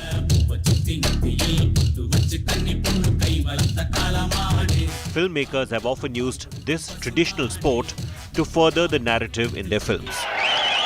Murattukalai, which released in 1980, was probably the first film to depict Jallikattu on celluloid. The film told the story of two landlords, Kalyan and Jaishankar, whose enmity grows after the engagement of Jaishankar's sister with Kalyan.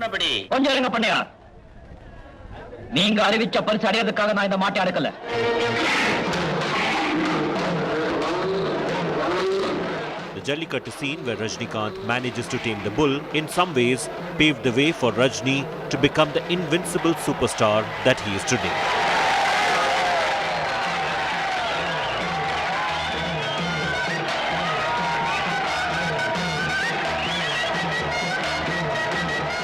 Cheran Pandian, directed by K.S. Ravi Kumar, became a highly successful venture at the box office.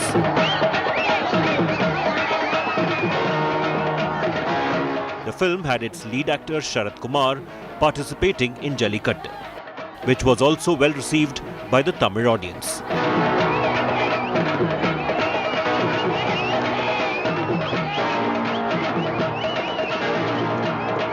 The film also touched upon rampant issues like casteism.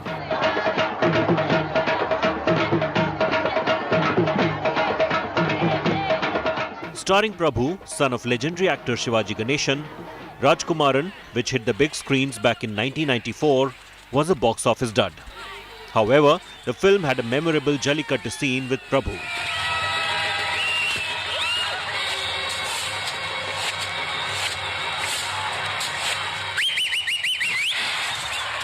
Rajkumaran also marked Prabhu's 100th film.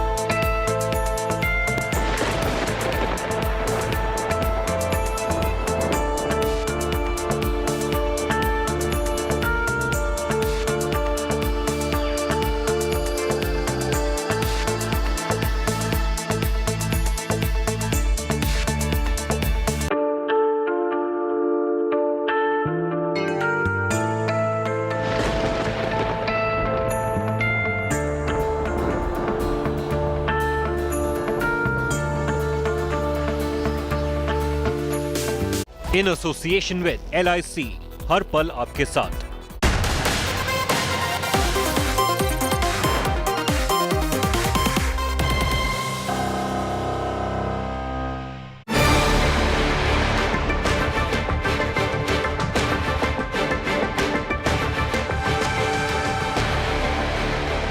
Bombay Sarkara hit by another bribe gate.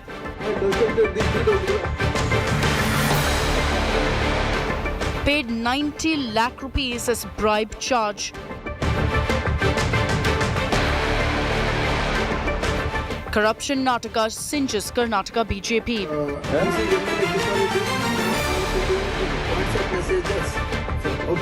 BJP attempts damage control.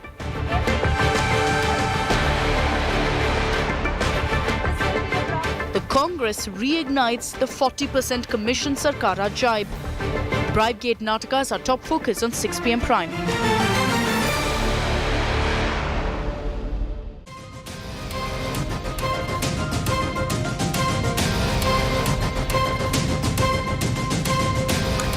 Good evening. You're watching 6 p.m. Prime here on India Today. I'm Akshita Nandagopal, and our focus this evening is on what's playing out in Karnataka. A few hours ago, you had a press conference being conducted by two men who most people